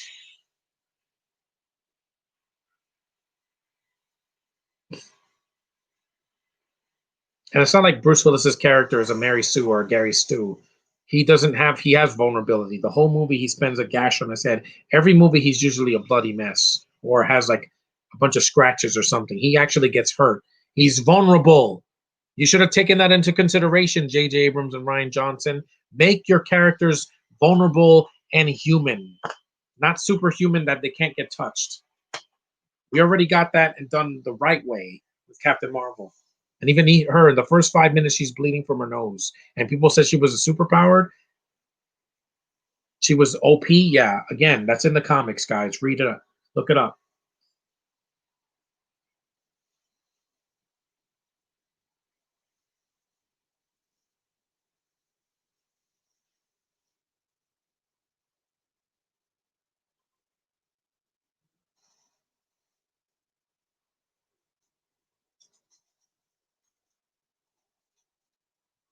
I need to go with people again. I need to hug a girl again. I need to kiss a girl again. It's been too long, guys.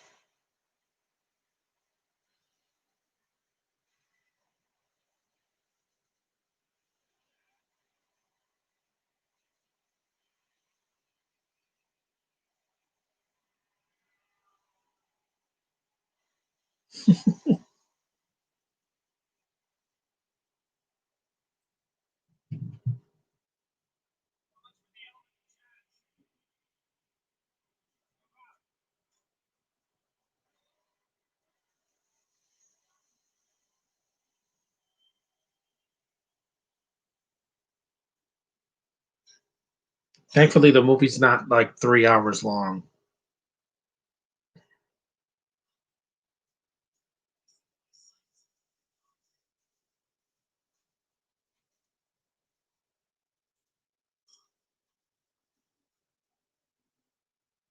They're blanks. What would be your favorite movie in 1998? Your number one, probably the remake of Godzilla. I know everybody hated it, but as a fan of the original series and the fact that the remake did its own thing, it's my favorite film of '98. I know it's not a popular decision, but I don't care. At that time there was no MCU. The only Marvel movie in 1998 was called Blade. I couldn't watch it at that time. I was too young. I was 13. I didn't watch Blade until the 2000s or the 2010s actually. But it's a good movie though. Some of the CG is kind of wonky, but it's a good Marvel film. Got the ball rolling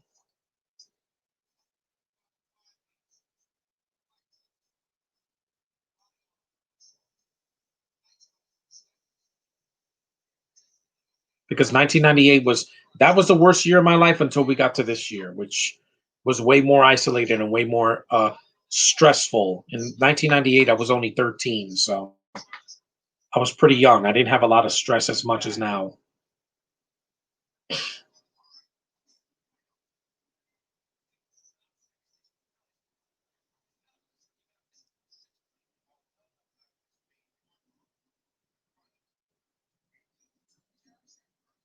Yeah, see, he's exploding everybody.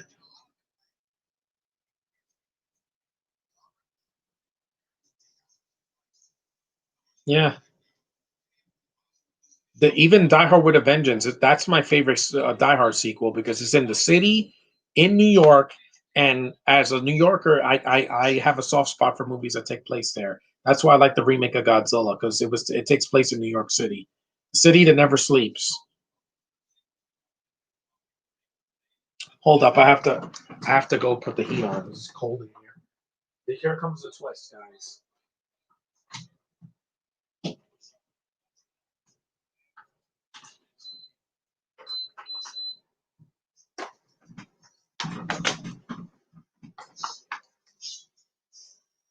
Yep, that came out of nowhere.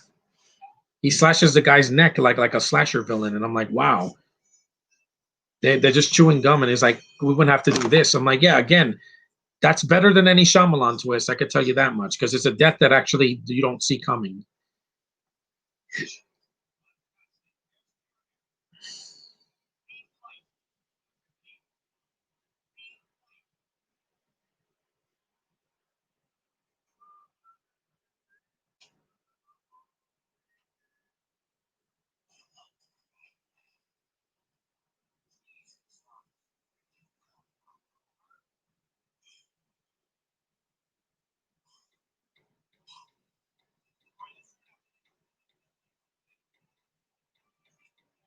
Sorry, I had to put the heat on because it's cold. It's really freezing down here, but could put it up a little bit.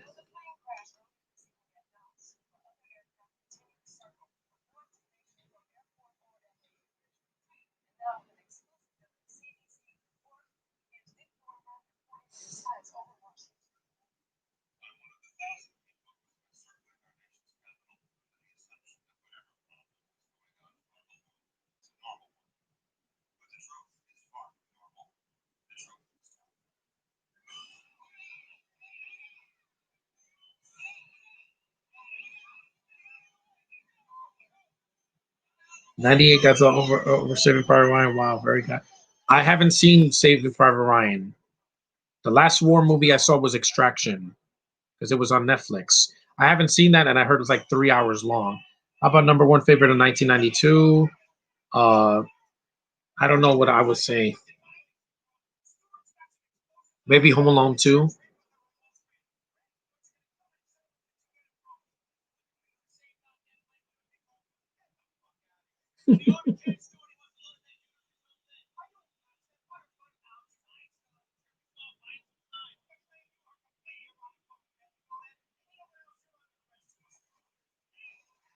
Yeah, he was gonna shoot him.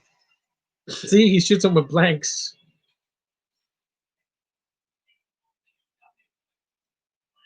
Blanks. Which Batman Returns is also pretty awesome too. But I think sometimes it gets too unnecessarily dark, which is fine with a Batman movie. But there's some things that make me cringe, like when the penguin bites that guy's nose. Jeesh, that's too much. He's like, oh, please don't do that in the new movie. It was really cringe. You're the crunch too. Yes. Universal Soldier is good, but I haven't seen it in a while.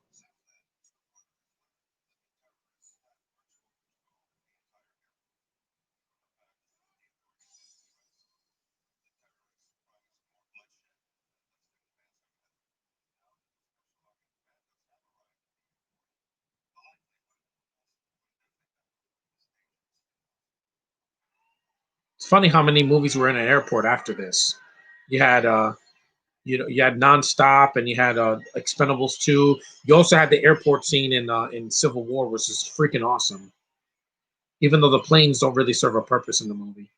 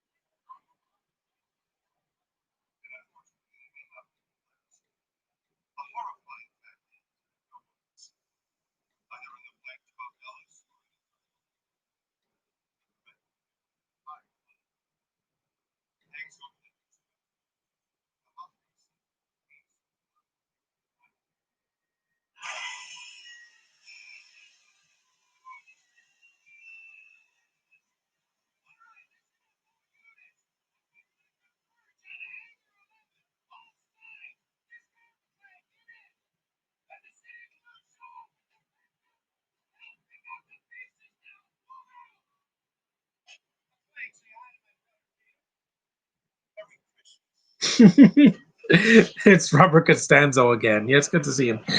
Favorite movie in 1993? One of them is Jurassic Park, easily, without question.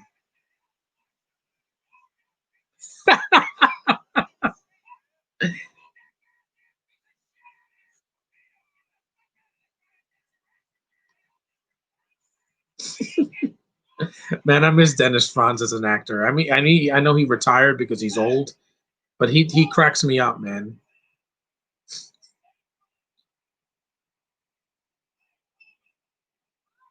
Coleman, that's her name. Yeah. The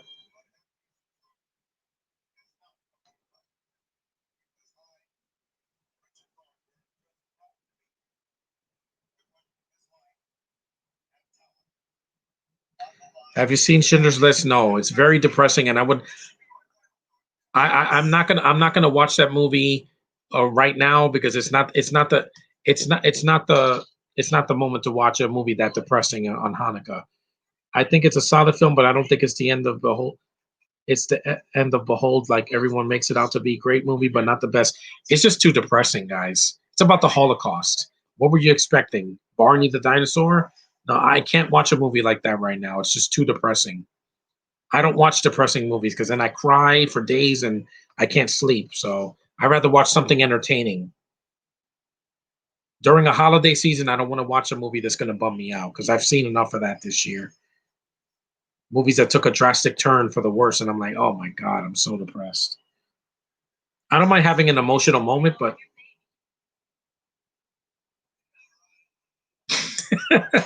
yep, sex joke.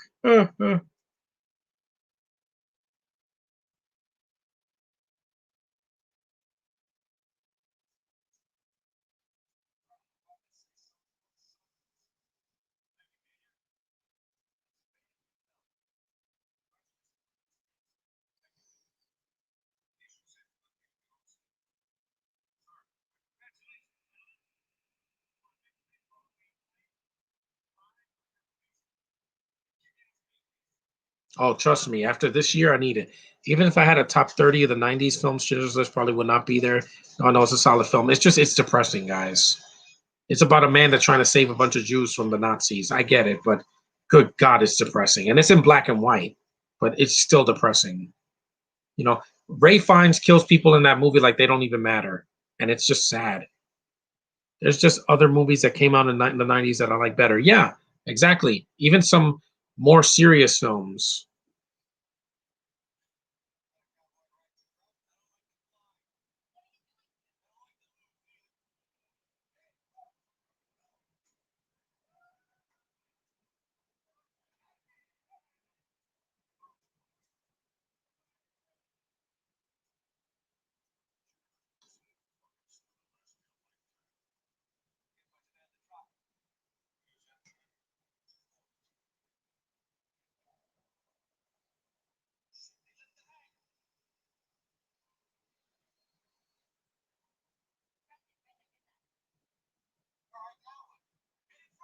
Yeah, because sometimes a movie doesn't need to be 3 hours to get your point across. I've seen movies like that, guys. Endgame was 3 hours, but I was invested, and I wasn't even depressed at the end. Let me shut my phone off so I don't.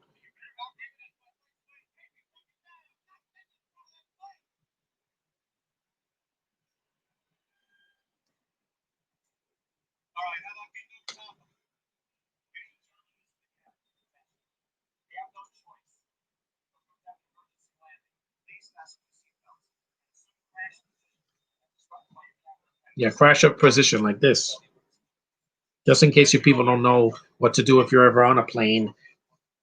But they don't crash; they land safely. The only crash was the is at the very end when McLean.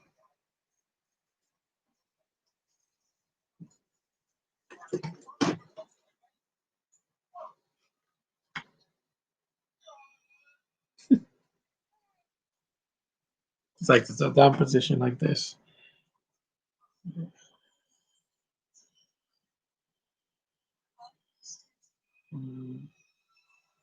And what the hell happened to the kids? Like, remember Lucy and Jack from the first movie? Yeah, they're not even in this movie. I know there were kids, and even in the second movie, they mention them, but they don't show them.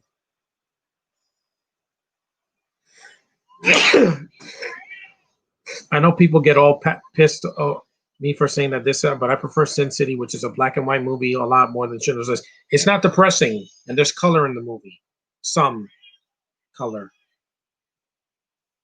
Plus, it's a lot shorter, and that's saying a lot from uh, a fan of Robert Rodriguez's films and Quentin Tarantino as well.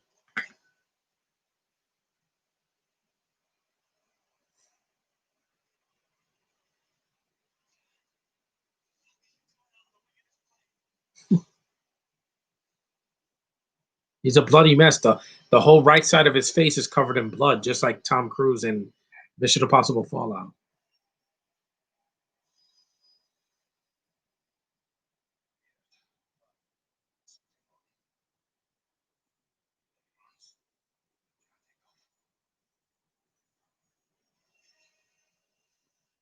Mhm.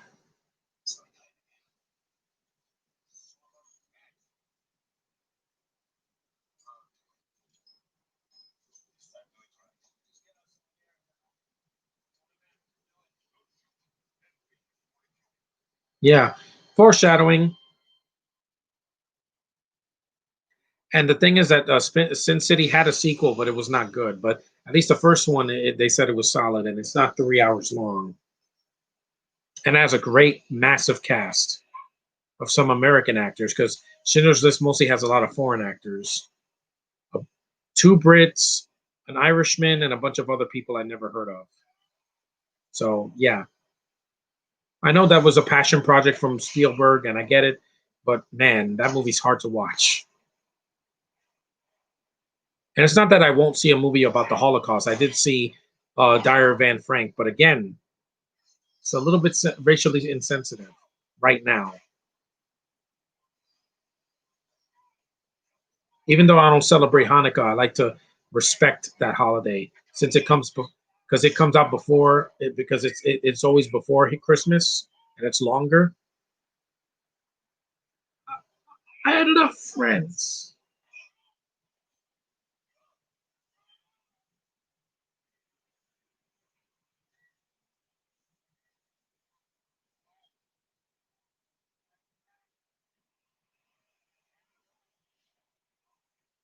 Yep, splattered.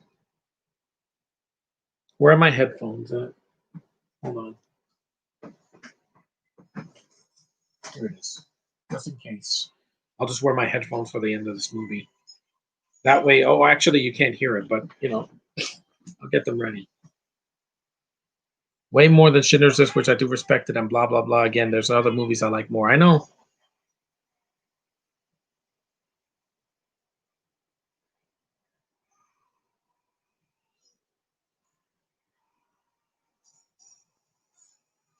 He bit his finger off.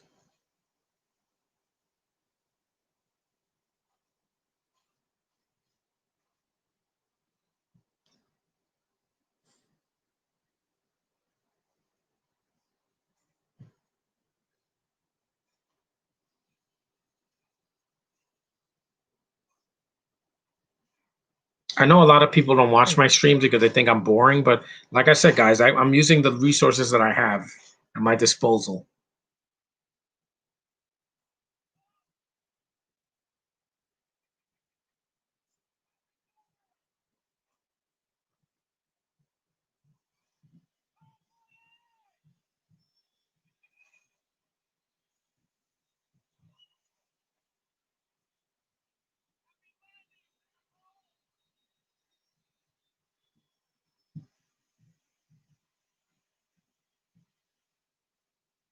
Except in this movie, yeah, the movie he gets exactly what it deserves. The fuel spilling, and even if they didn't blow up, they would run out of fuel and die. So they'll probably crash.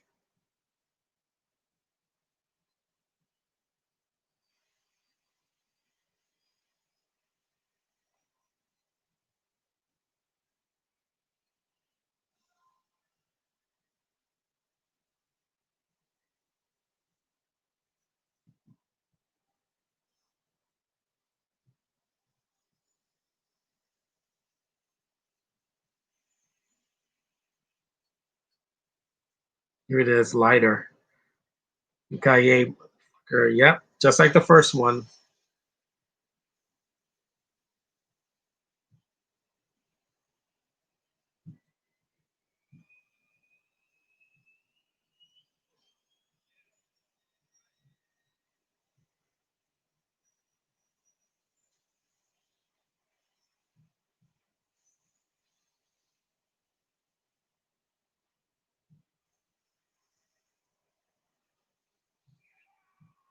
Yep, they burn alive. Like I said, what goes around comes around. Another thing I know people are gonna crucify me for saying, but I like Hook more than Schindler's List. It's not depressing, guys. Even though Robin Williams is no more, it still makes me smile at the end.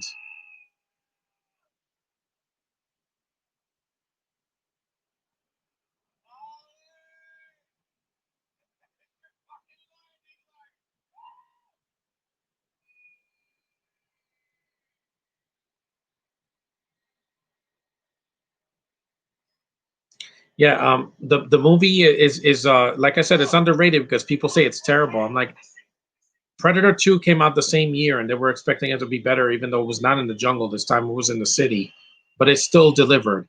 Unlike Predators and The Predator,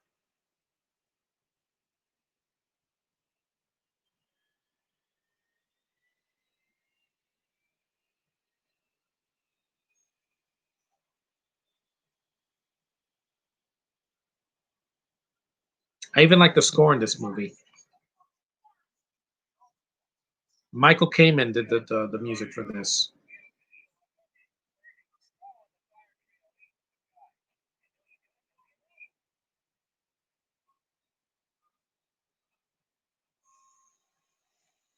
There we go. It landed.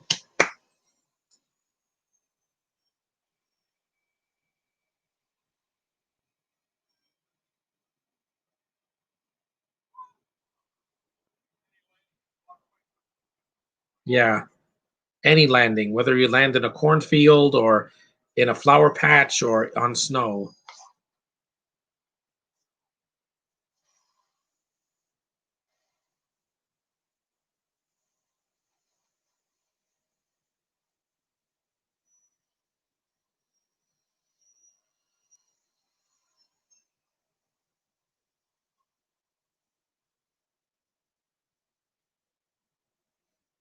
Sorry, not talking much. I just want to get it all in. This is when the people are sliding down the big inflatable because they couldn't go to the runway all the way at the airport because it was too crowded and it was under attack. Yeah, but it ends on a high note, just like the first one did. I know the third one has kind of like a. There were two endings for Die Hard with a Vengeance. The original claimed that the villain lived, and in the theatrical cut, he blows him up in a helicopter, which is kind of a little bit underwhelming, but it's still fantastic though. As a third movie, it's not the worst, like some other movies that have come out. Like,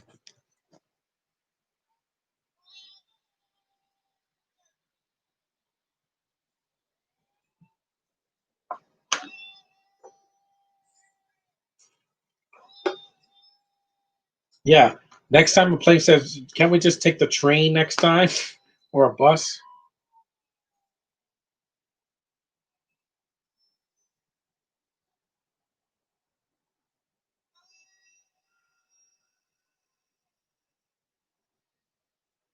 You know what Bonnie Bedelia looks like? She looks like Caitlin Deaver's mother.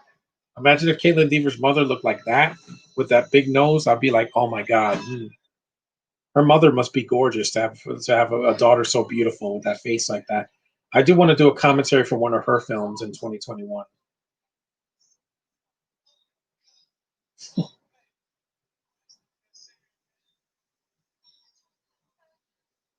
Just blood all over her cheeks, just like in the first one. Except that John is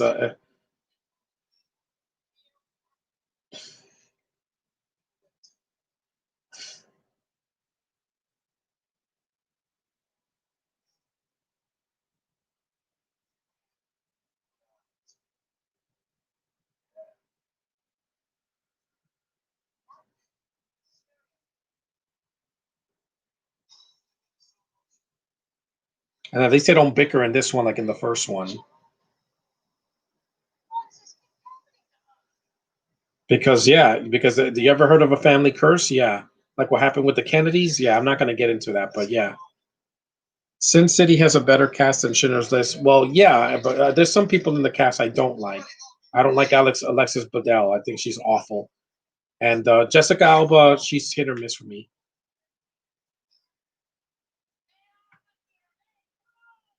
And while there's no Argyle in this movie, like in the first one, there's some fun characters in this movie sequel too.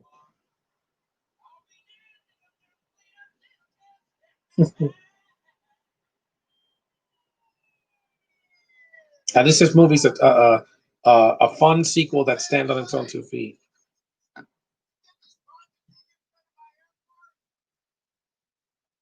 Yeah. What the hell?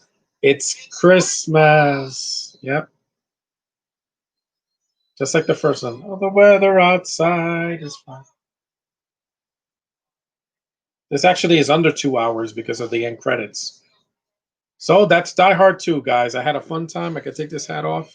We're for the next one. I'm glad I did this commentary. It was an hour and 58 minutes. So thanks for watching, guys. And this is a good sequel. I don't care what anyone says. It's a good sequel. It stands on its own 2 feet. It doesn't hurt the first one. It has its own story, and it's got a lot of action, which is what I want. So look forward to seeing Die Hard with a Vengeance at the end of December.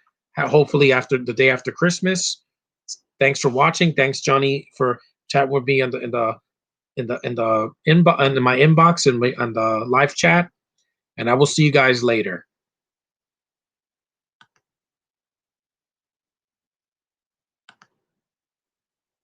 Okay, end the broadcast. Peace.